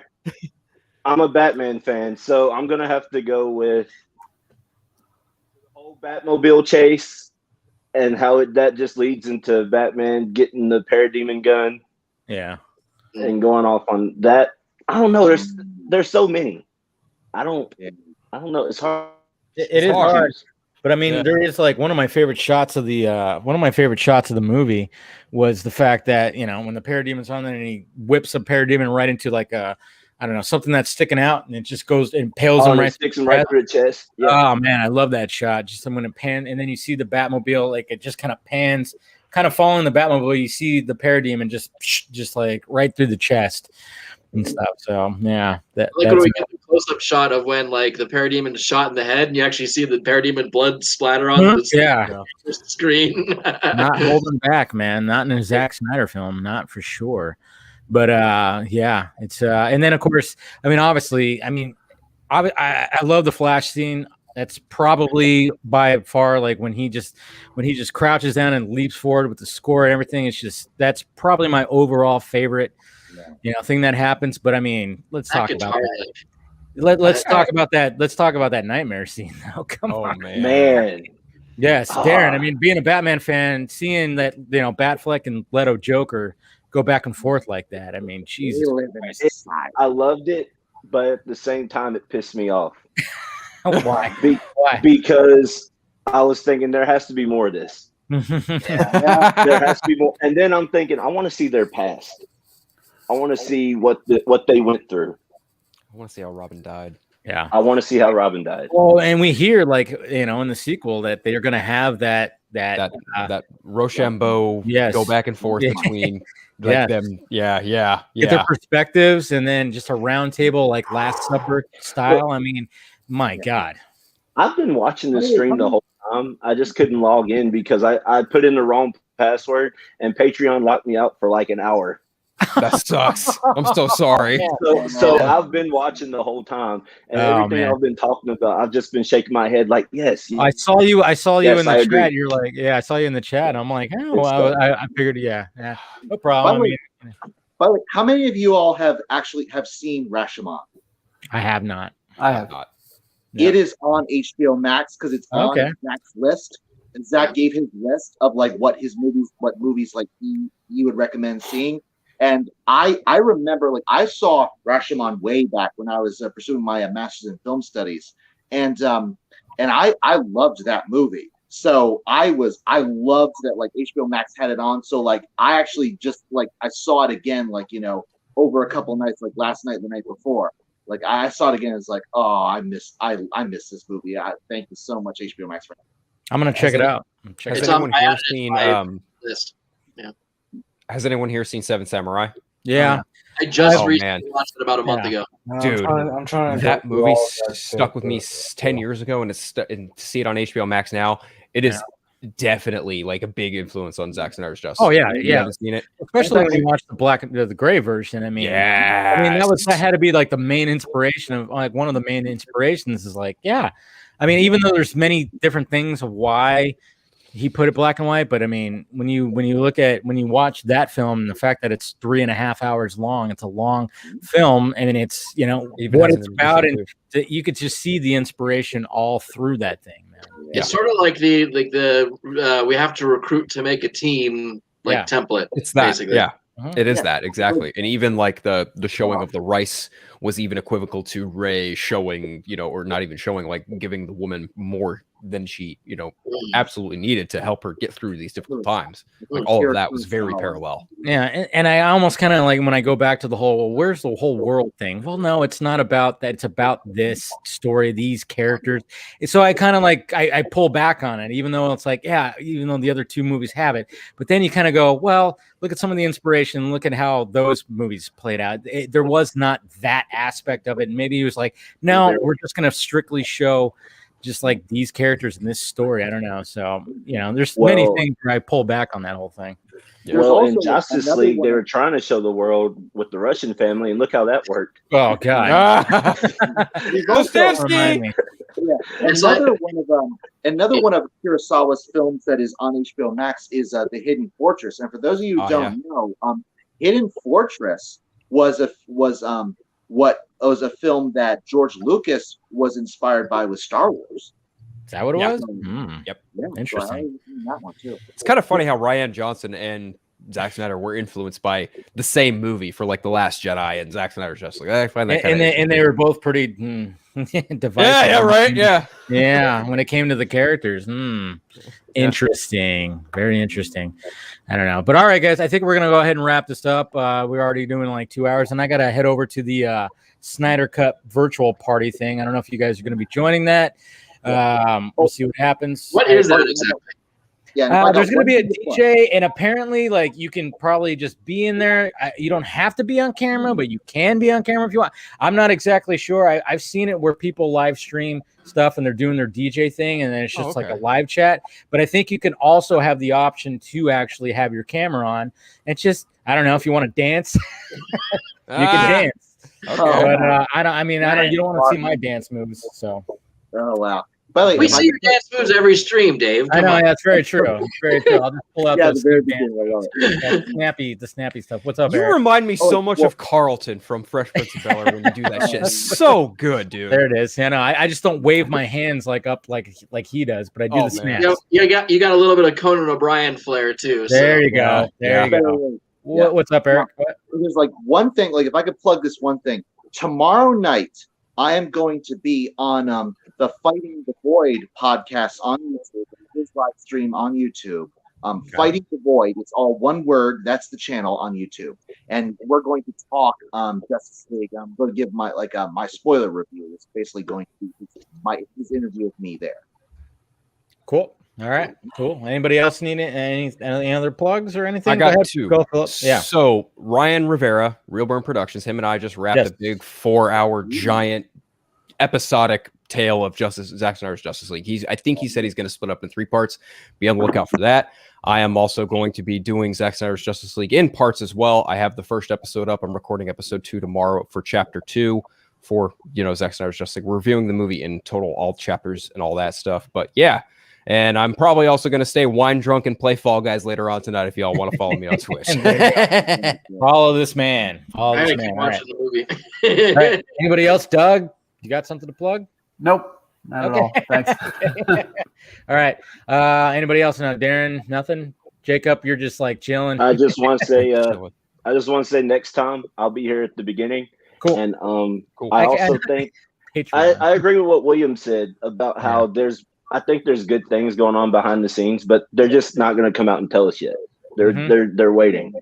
So we shall see. Probably going to be the case. All right, guys. Well, I appreciate you guys joining me. Until next time. I mean, you guys are helping out the pirate ship. You're helping keeping a lot of this alive, and I surely appreciate it. That's why I like to do this and talk with you guys. And yeah, man, I definitely appreciate the support and everything like that. So kudos to you guys. Cheers. And fucking Zack Snyder. We're here. We got the Snyder cut. Now let's restore that Snyder. The Snyder cut released. Project Comic-Con 2019 paid off, Eric. Yeah, I will come for my great prize. Exactly. All right, guys. Justice Due is inevitable. I know. Let's hope that. All right, guys. I'll catch you later. I'll catch you on the next Patreon stream and stuff like Take care, that. Dave. You guys are awesome. All right. See you guys. Boop, boop, boop. All right. Cool. There it was. I love talking to those guys, man. Tell you what. Always good. And I love Williams, his fire, and he's got a unique knowledge with a lot of stuff, and he spits out some good things, and he had some more knowledge today, but I like talking to those guys and just having fun and everything. So, Mr. Will Diesel, you need to relax there, buddy. Anyways.